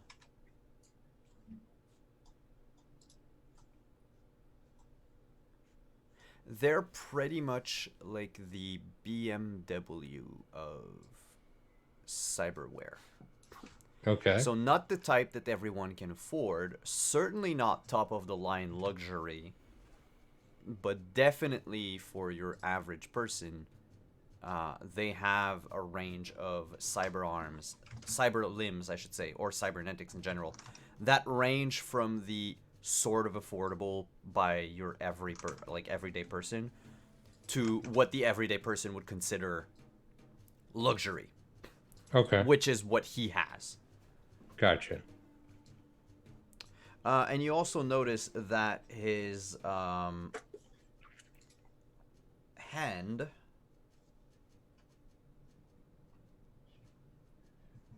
Mm-hmm.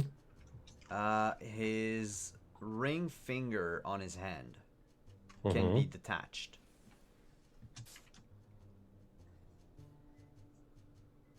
And it can be used as a vapor, if you will. Vaping thing. Electronic Ah. Is cigarette. he token up from his own hand? Yeah, basically. there we go. No wonder Rico likes him. You know, I could probably redo that. But alright. It's okay. Nah, leave that alone. Everybody That's has all. their That's all that vices. he has. A quick scan of the body. Does it look like there's any other implantations or tracking devices, any RFID chips or anything?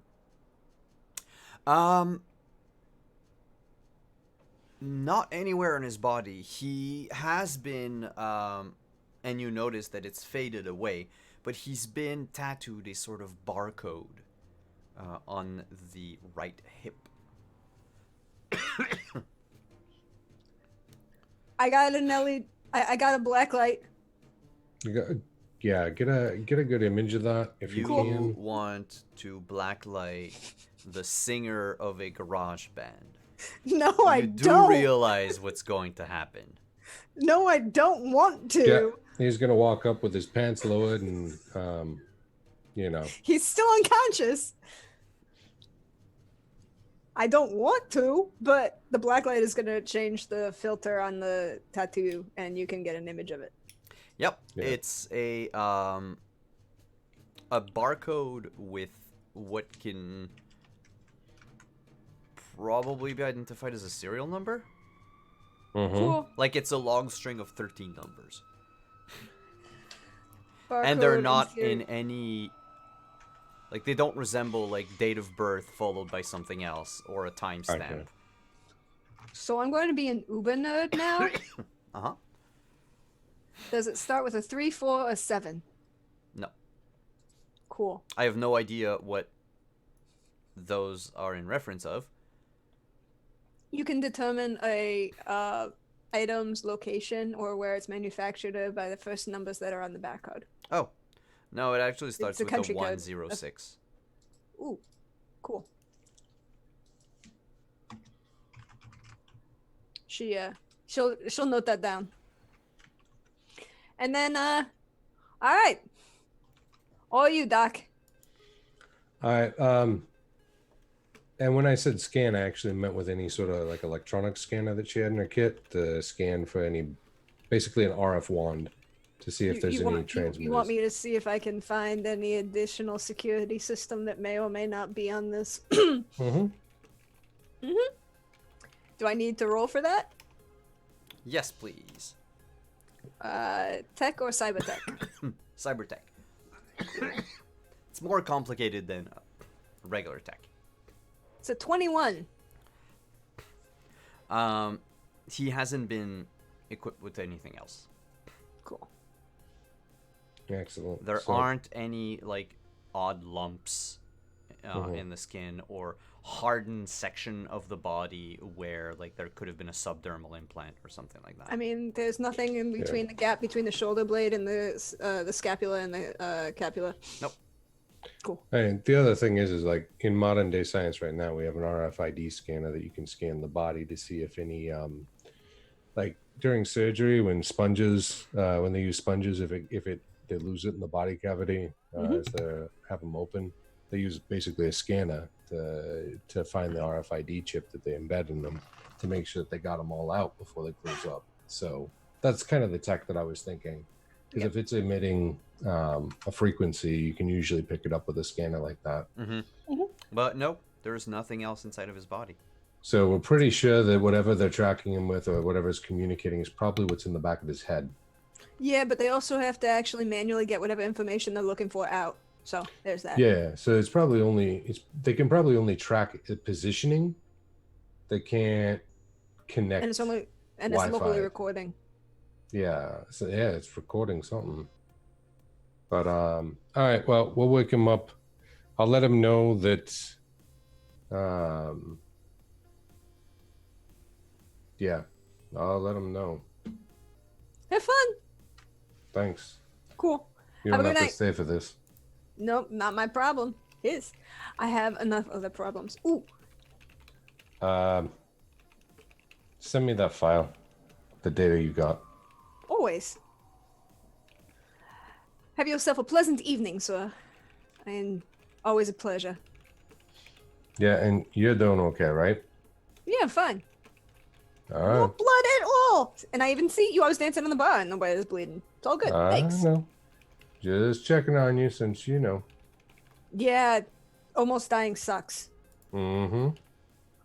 Getting shot 3 times sucks. Yep. And follow-ups with your physician are always important. Of course. Have yourself a pleasant evening, Doc. I am going to go get some sleep. Good night, friends. Night. And then she'll like leave and just go back to her place and crash. All right. After creating a separate hard drive copy of the data so that we have at least 2 external. Okay.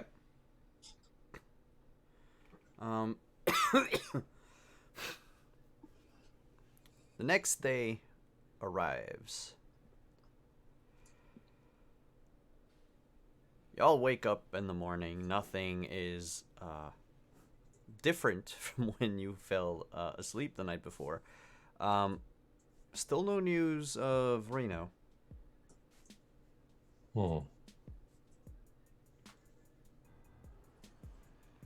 So, who does what today? What's your day like?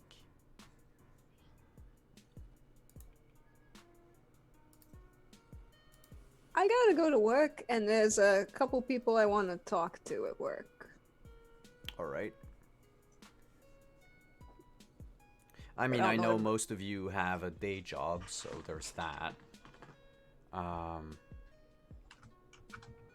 But is there anything, I should have been more specific, is there anything that you wanted to do during your day at your job or otherwise? So, Trins, there were a few people you wanted to speak to. And I have a license plate to look up. Okay. Dr. Frost? Well, first question is was Hawk willing or physically able to go home, or did I have to keep him as an overnight observation patient? I mean, you knocked him out with anesthetics, but you didn't give him a dose so heavy that he would stay asleep for, No, five, I was 6 hours. no, I was just trying to keep him under for about 20 minutes. So he would have stayed maybe an hour to make sure that he was back up to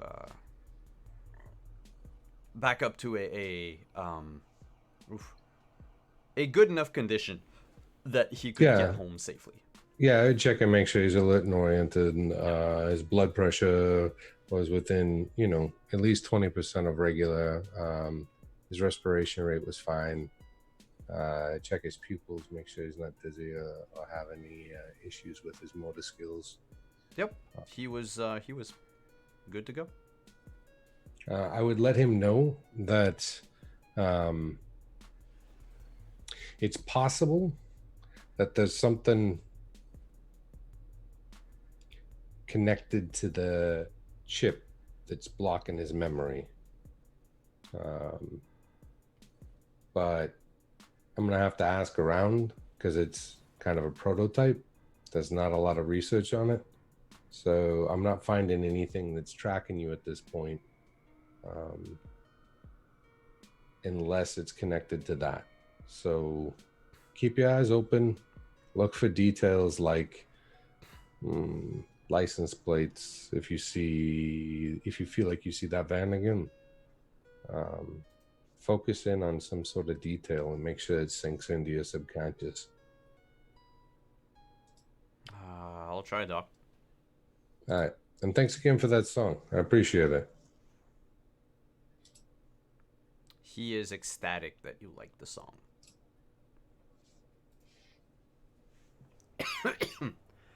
He would have left that night to get back home, and he would have even texted you to make sure to let you know that he made it home fine and safe. Yeah, so then the next day it would be basically, I don't know, was yesterday my third or fourth shift in a row? Fourth. Okay, so then I'd be off today. So the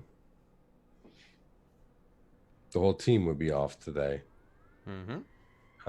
So I would spend my time today looking for a net runner. All right, we'll get back to that. Jinx. I probably stayed up almost all night working on the maps and figuring out what Mr. White wanted. So I'd probably sleep in the morning, then wake up and keep working on the maps. And once they're done, I'll bring them to Mr. White. Could you make a local expert check? See how precise your mapping of Night City is.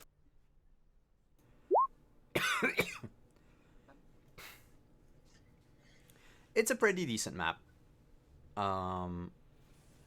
It's got a few of the roads that you and I'm telling you that as a player, a few of the roads that you marked have changed since you last drove on them. But according to Jinx's memory, everything is as she remembers. The map is basically 90% accurate.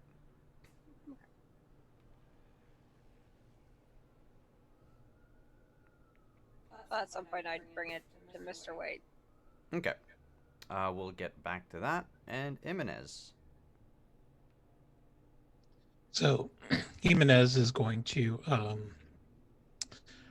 wake up and he's going to head down to the Club Underground training facility and work out and maybe help a few wrestlers sharpen their in-ring skills.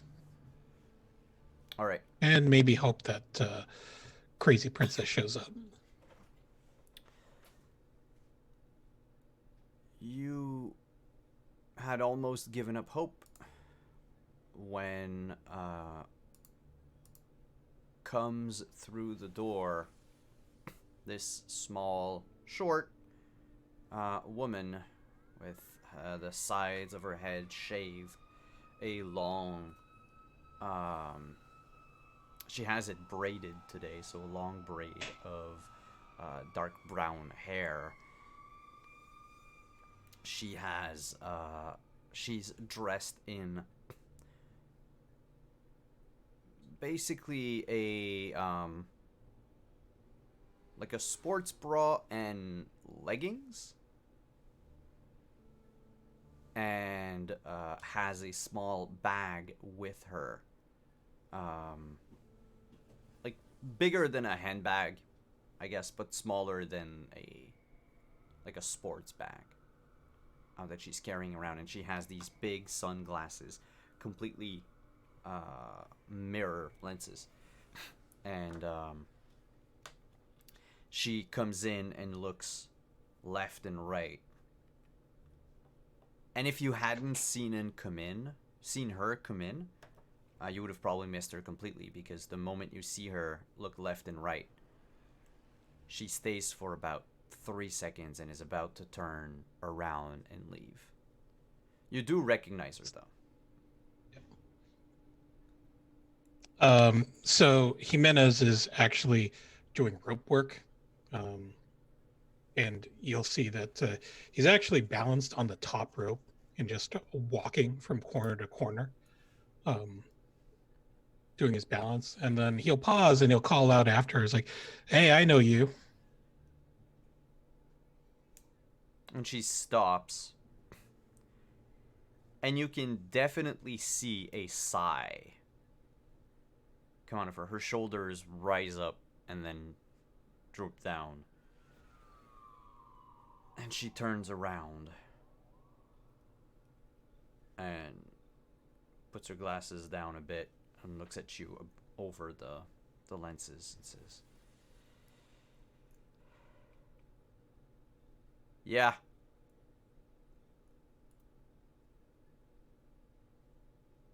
So, we gonna do this? I'm ready if you are.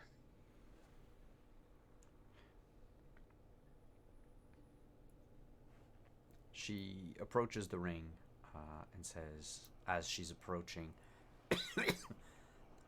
my manager doesn't know I'm here. Otherwise, he'd have a fit. But I figure, since you told me about all those posers and how the fans know, I should at least look like I've been working at this bit. But that doesn't change anything about our upcoming match. You will lose to me, right? Yeah, I can arrange something like that. Good. And she puts the bag down. So how does this work? So Jimenez is going to actually bounce off the top rope.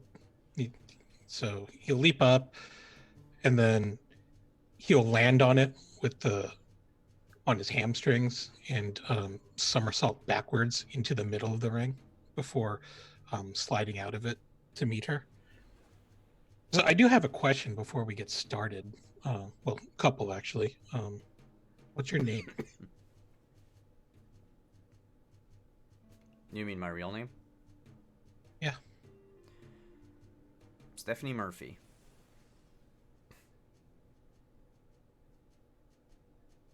I did not expect that. Okay. There are less physically challenging ways to be famous. Why did you want to do it through professional wrestling?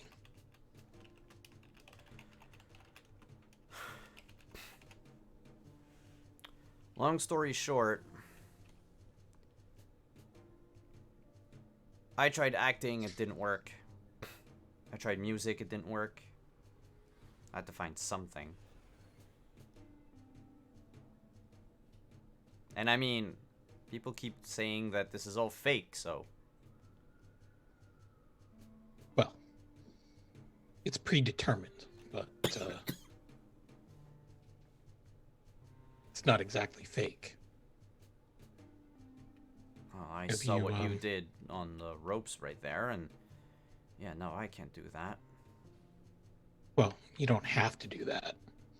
I mean, if you want to learn, I can teach you, but I don't know if you would be ready to do something like that for our match. So, guess we got to figure out how to do it, or what can you do? Have you studied a martial art before? No. I mean, you saw the...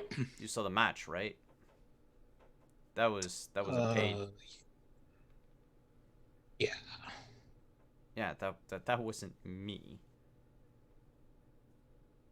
I mean, that girl got incredible physical mods to look like me.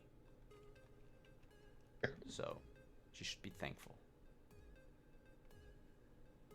Huh. Well, do you at least work out?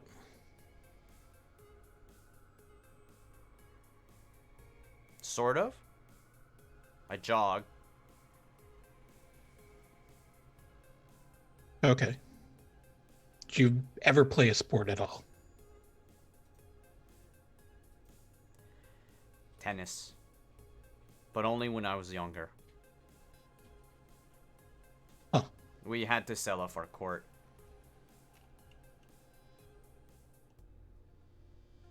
All right. Well, we might as well get started in the ring.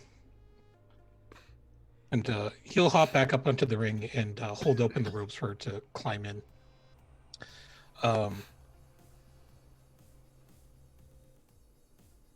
You know, if you want to get popular faster in professional wrestling, it's a lot easier to be the bad guy than to be the face. My manager told me that I should be the bad guy. Okay. So, this is what we're going to do. I'm going to give you a crash course in professional wrestling. We're going to work out every day up to the match, but we're going to have to do some filming. And I have a few ideas on how to continue to build the story. But you got to trust me on this.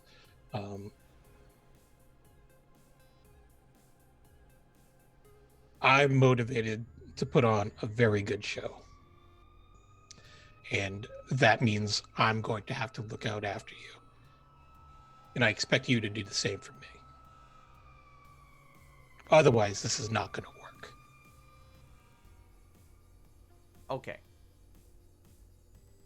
All right. And then basically he'll just start teaching her how to do all the basic stuff, running the ropes,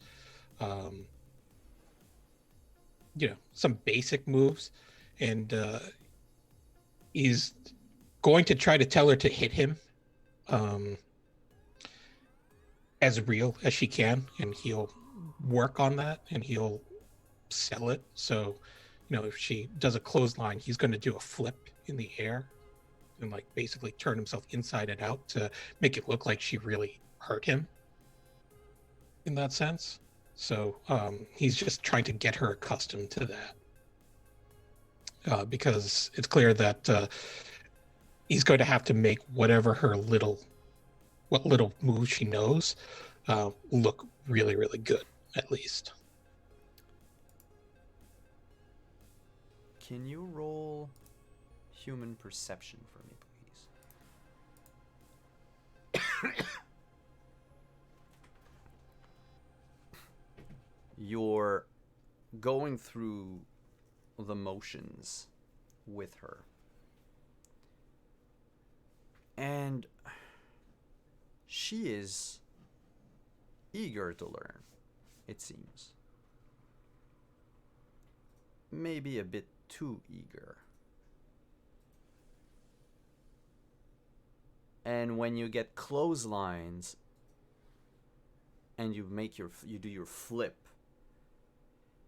it's when she puts her heel on your chest midair and brings you down that you realize that something does not compute.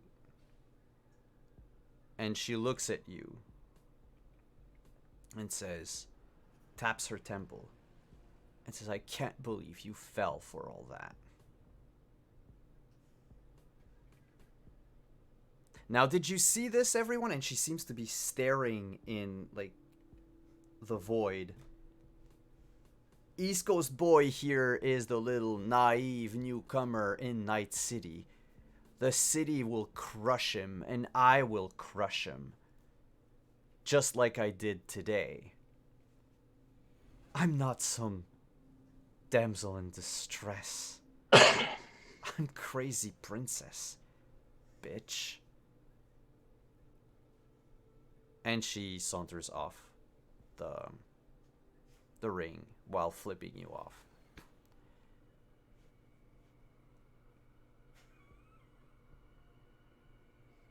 He's just gonna stay down and just completely sell it for the camera.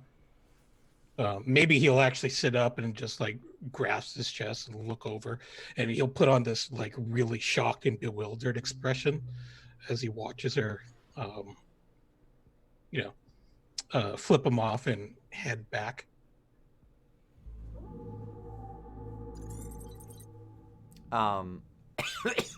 You haven't seen any drone or any cameras. You get the feeling that she was probably recording you through her eyes. Mm-hmm. After she's left, LFA comes out and looks at you and looks at the door now swinging closed of the gym. He's like, is that what I think it was? Yeah, it was. This didn't really go as the way I thought it would. How did it go? Did it go well? I guess we'll find out once she publishes her video. What do you mean, our video? She taped clotheslining me and pinning me to the mat. Oh. I didn't think she And then actually she had the flipped me moves. off. I didn't either, but I don't know. I think I got played. So that's good. Oh, yeah. I mean, I don't think it could get any more real than that. I can work with this. Oh, thank God. All right.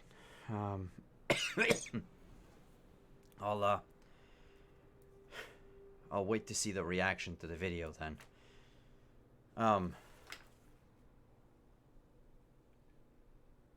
For the fight though, what do you want to do? You want to, according to what she wants, you're supposed to lose. Yeah. Or do we also just turn that on its head? It's not. Oh, no, I know how I'm going to do it. Anything I should be Basically, okay, so it's a cage match, right? So this is how the ending should be. We're trading back and forth for a while, and then I start getting the upper hand at the end, and then I boot her, and she goes flying through this door and lands on the floor. And then she wins because she's the first one to touch her feet to the floor and escape the steel cage. So I look okay because, everyone's going to think that I really won that fight, but she's the one who wins, and she wins in such a cheap manner, it just makes her look even better. Yeah, win on a technicality, if you will. Yeah. Doesn't damage your reputation, doesn't damage hers. No, in fact, it actually makes her look even better because she won as a bad person. So she she'll just get more hate heaped on her, and more people are going to watch her, and she'll continue to be more popular.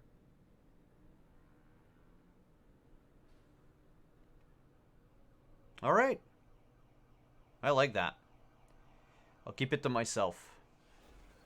Cool. But yeah, tell her not to bring a gun. We don't really need guns for this. Yeah, she's very big on accessories. I'll talk with her manager. Oh, I do actually have another thing that how I want this to throw down. So I'm going to shoot a video, and it's just me talking into the camera and saying, "Who are you? What are you doing?" And I'm going to pretend to get shot. Okay.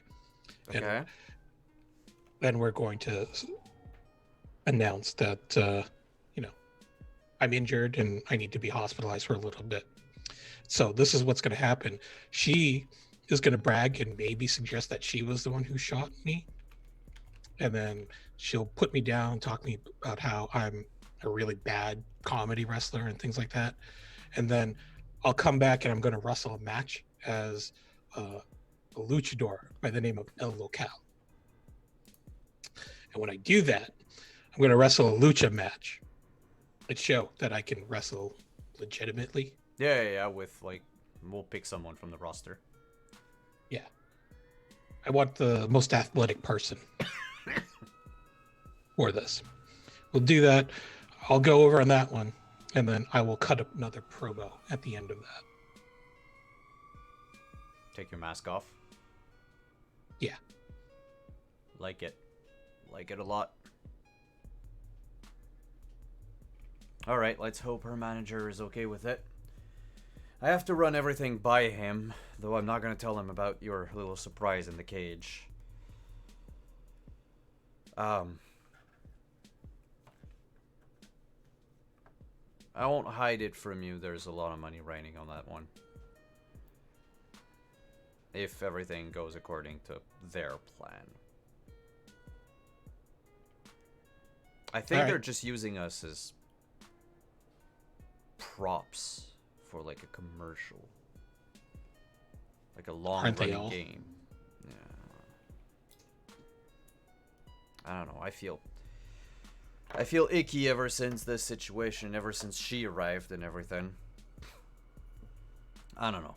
Oh, might just be me. We'll figure it out. Let's go grab a cup of coffee. Yeah, sure. I could go for some found familiar. Yeah. Jinx. Huh? Oh yeah, and he'll just give a thumbs up to the camera drone that was set up. Jinx, you bring the maps over to Mr. White. Yep, I'll knock on the door. Mr. White. Yeah. got- I'll be right there. And he opens the door. Jinx. Here you go.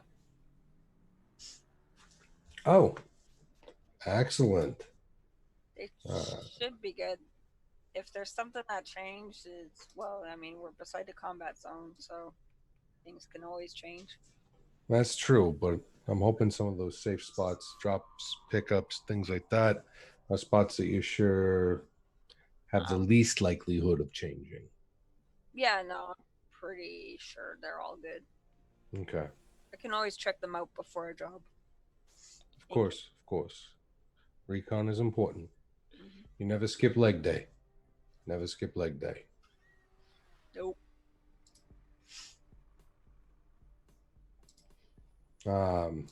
I'll reach out to, or I'll shoot a text message to Connie, and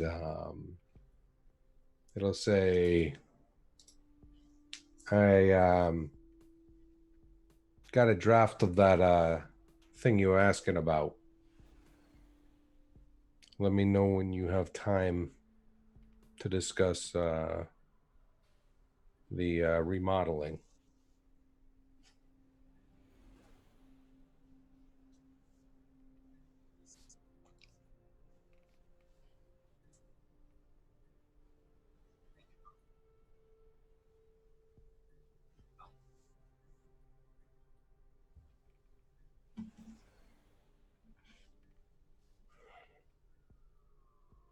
Brilliant. You bring the name, I bring the plans.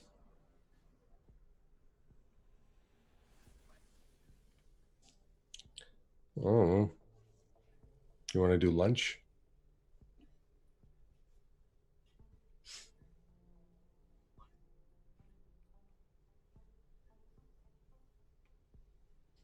Shall we meet at your favorite spot, or did that finally get shut down by the health department?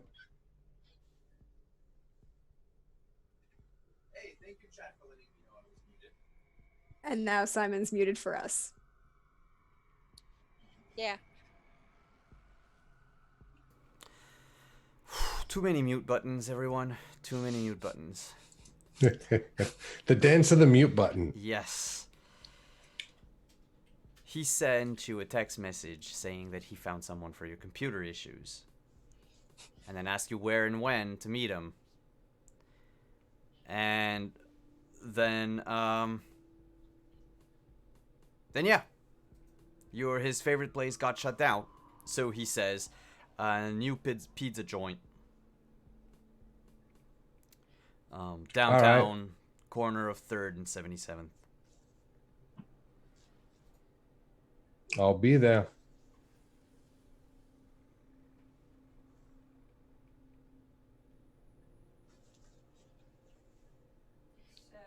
Do you need a ride? Yeah, I need a ride. Also, be looking for, someone to make sure that nothing happens to Connie and I. I'll go get my gun and my motorcycle. Excellent.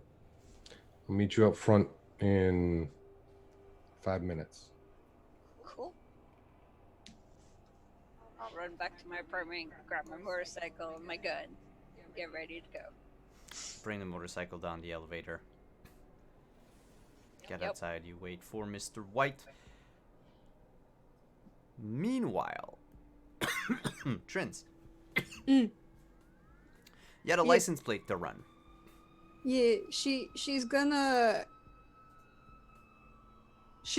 walk into the motor pool and ask Uncle Al, "Hey, this guy was being real weird last night.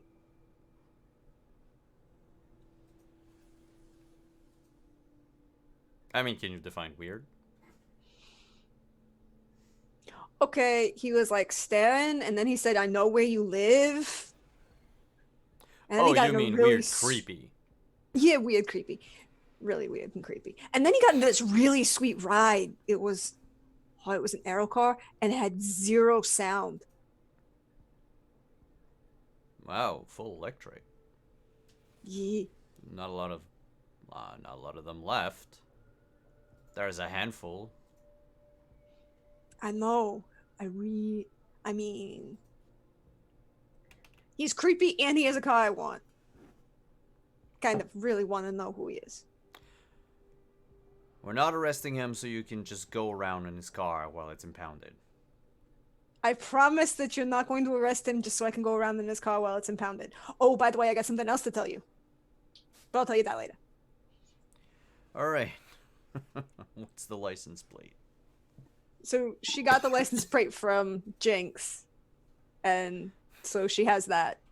And she has a full, she probably would be able to also describe the individual because she saw him as he left the bar. He types Before- it in. You can see him hit, backspace a few times. Type it in again. Hit backspace. It's like, I'm pretty sure I made a mistake. Wait, can you repeat Why? it to me? Do you want me to do it? Because I can do it. I has permissions. It's my computer. Can you just Say it again one more time. Uncle Al, you okay? I'm okay. I don't think you are. And he types the license plate again. And he turns the Yeah. monitor. And you notice an APB. On who? Mulland Steel. That name seems very familiar. He's a solo.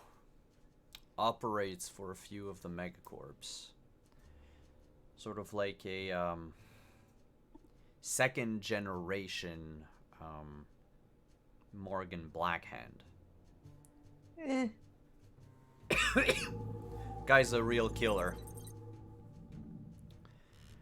We technically, well, we could arrest him, but whatever trial he's gonna get is gonna be skewed in his favor. He has the backing of a lot of megacorps. It's the kind of person they hire when they want to either have someone meet an unfortunate fate. So is this the point where I tell you I may have possibly upset someone because I did my job? Who did you upset? I may have prevented WorldSat from blowing up my building. But they're the ones that just sent the package of C4. Wasn't there mean, you- another building that got blown up recently? Yeah, it was down the block. In your neighborhood? Mm-hmm.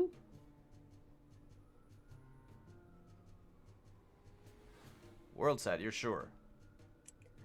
They even had a return dress on the label, and she pulls out her agent, and because she took all the pictures of the bomb before she did anything, so it had the package label on it.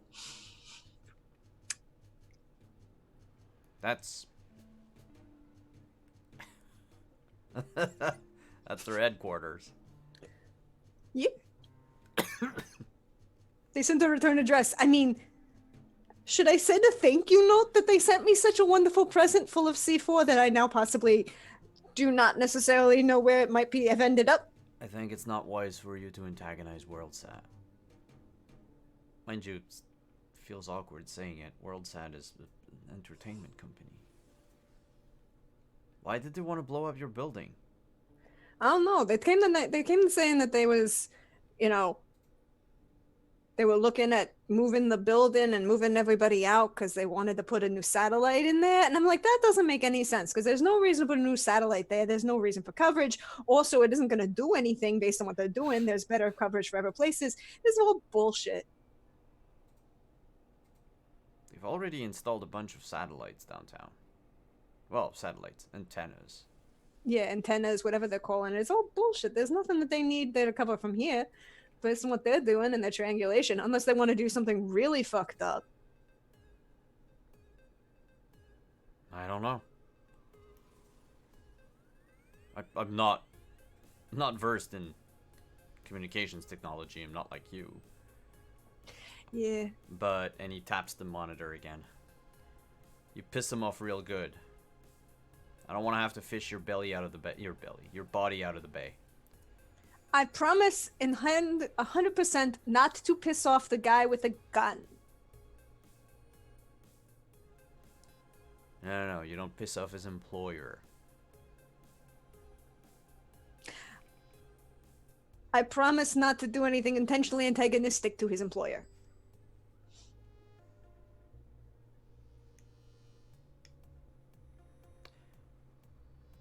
If I ever get a single call What? from your apartment, you are I in guarantee- serious trouble. You guarantee you will never get a single call from my apartment. Although, speaking of, did you know that the bouncer at the Forlorn Hope has a very sweet gun in her arm? I don't go around in dive bars. Why? Good for her, I guess. I mean, She also is very, very, very good at dealing with harassment issues. You should employ people like this. I am sure if she works at the Forlorn Hope that she has a rep sheet this long and that she would not be fit to work with the NCPD. So what would I tell you if I found a certain member of the NCPD's phone number in a bartender's phone who may or may not enjoy attempting to take really bad upskirt shots? I mean, I don't know why he would have the number in his phone. I can't really ask him. The bouncer's very good at her job. Yeah, I can add 2 plus 2 together. I see that in the southern parts of town, we're still in the far west. I mean, it is closer to the ocean, therefore it's for the west, theoretically. You know what I meant. Yeah, no. So, frontier I'm justice in Night City. I'm just saying. Cuts our workload. The cop was. I have some questions about why this particular cop's phone number and contact information, under his own name even, was in this bartender's phone. Oh, what's his name? She would give him the name. Agent Smith. John Yeah. Smith. He's like, oh, Smith. Yeah, I know him. He's retired now. Beat cop, nothing special about him. Huh. Just interesting things that I find out and I share. Sure. So, you're gonna be careful? I'm going to be very careful and not intentionally antagonize a major corporation. Alright. I am, And you're however, also gonna bring back the C4 to the station, right? I have no idea where the C4 is. All I was asked to do was to remove the explosive components and to prevent it from, blowing up. I don't know what happened to the C4 afterwards. Trends. I have no idea where it is. It's an enormous safety hazard. Not without any detonators. If something were to happen, You would need extensive detonators to blow this up. I would not be able to sleep at night. And you I don't want guarantee me to you- not be able to sleep at night. I guarantee you, I do not know where this C4 is. I just know that it's not currently connected to any detonators and therefore is not a problem. Alright. Alright. I know when to fight and I know when to give up. You don't know where the C4 is. Fine. Just play it safe. And, I don't know, try to find somewhere else to live, maybe? Everywhere else I've been finding, a lot of people have been hanging around who may or may not be connected to certain other people that we do not want to talk to at the moment. Look, I've never met a corp that wasn't relentless in its pursuit of its goals. Yeah, but I think I can deal with a corp better than Santino. You say that Personal now. preference. Yeah. Just... Our hands are gonna be tied for anything that WorldSat does. You know that. Of course. That's why I promise you I'm not going to intentionally antagonize them. And it won't be my fault if certain people's vehicles mysteriously disappear.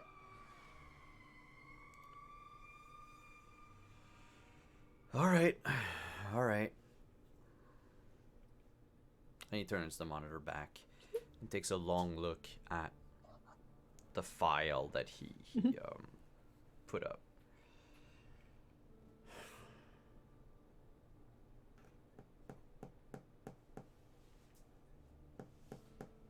I'll try to have you guys follow Steel around. Keep a tab on his activities. From afar. Of course. I don't want anybody getting hurt. Particularly after I apparently have to redo all of the armor plating on most of those cars because somebody stole it. What? Yeah, remember the other day when Janet's car got totaled? Yeah. Somebody somebody at the 13th precinct may or may not have liberated the armor plating off of the cars.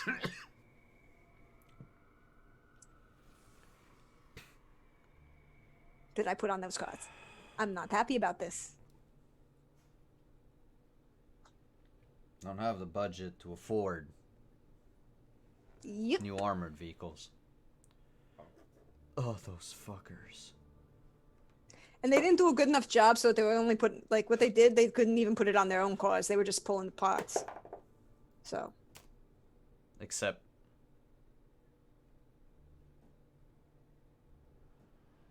to resell them, I guess? Maybe?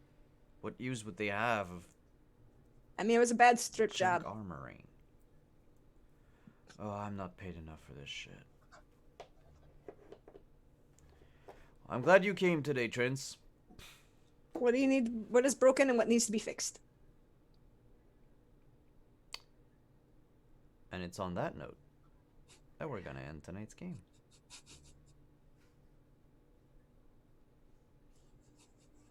Thank you, everyone, for coming. Thank you to all of you for the follows, for hanging out in chat, for the bits, for the subs. Thank you to all of you watching on YouTube. It's always greatly appreciated to know that we have fans on the other platform. I am Simon at Wandering DM. This was our 5th episode of Cyberpunk Red. Tonight was probably a quieter episode, I want to say. Things have progressed, and we'll see where that leaves. Where that leads the group in the next episode. That said, let's go around the table. Tell us who you are, where we can find you on the internet, and we will begin with Jimenez. How's it going, everyone? My name is Anino. You can find me on the Twitters at Anino Gaming.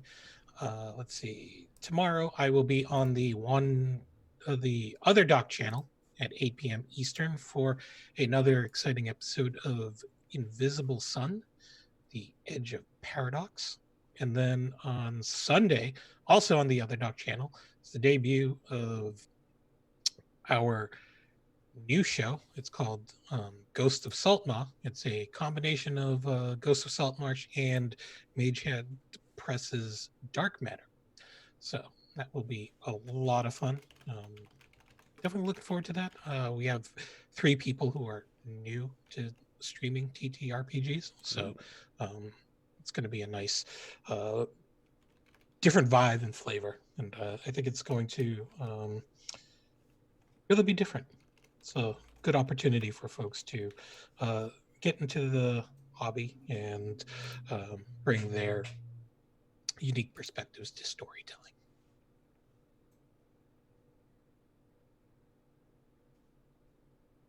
Jinx, you're next. Hey, I'm Rin. At Heaven's Night on Twitter. You can find me here at Cyberpunk and eventually maybe other games. And for now, that's about it. Mr. White.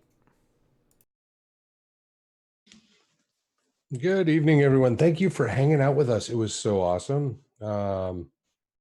As I alluded to before, I mean, this is more of like a legwork episode for games like this. So you don't want to skip leg day. That means that you get your legwork in, you end up not getting killed. Hopefully, that's the plan, right?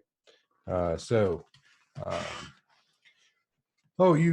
am Chris Geary. You can find me at Chris Geary on Twitter. You can find me here on Wandering DM for Cyberpunk Red on Fridays. Currently, we're on an every other week schedule. Starting in February, I will be the host of a new show on the Wandering DM channel on Wednesday nights, where I will be, think of it like a talk show / promo show, where I will have guests on from a variety of projects across the tabletop community, and we will do fortune telling readings as well as promoting their projects. So look for advertisements regarding that.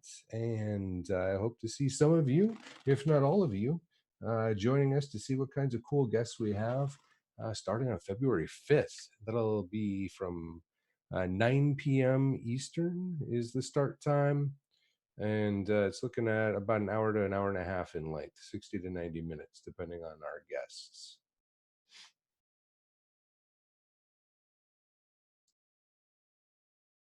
I was muted, but I saw it this time. And Trince. Hey y'all, you know me. I'm at Deirdre Dunlin on Twitter or Praxagorthesmia4 as you see me hanging out in the Twitch chat. And oh my god, I can't wait. I can't wait to see how this goes because yeah, this is gonna be funny as hell. Hopefully Trins doesn't get shot again. Yay. It's a thing I would prefer. But as for me, you can find me here tomorrow at our normal time at 1 o'clock as I run some Vampire the Masquerade Nightfall through New York City. And there are consequences to people's choices, even if Sid doesn't think that there are. I think there is. Excuse me.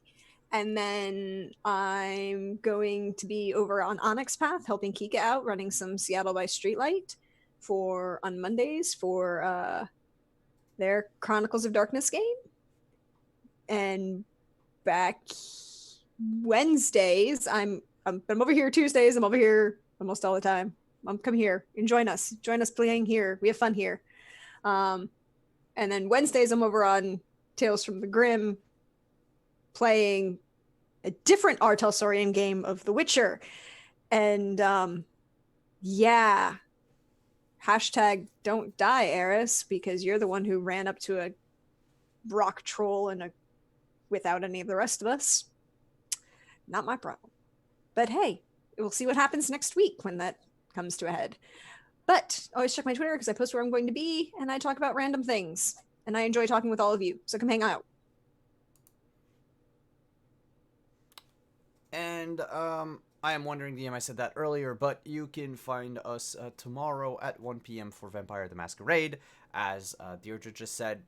And otherwise, on Monday on the Onyx Path, I will also be there playing as James Flynn. Next Tuesday is Dark Matter at 8 p.m. And then Thursday is the first actual episode of our Mask campaign. And then next Friday, you can find me over on Off the Table playing Captain Randall Reinhardt in our Dark Side of the Blue Lady Blackbird campaign. On that note, we will be going, and we'll see you again in 2 weeks. Ciao, everyone.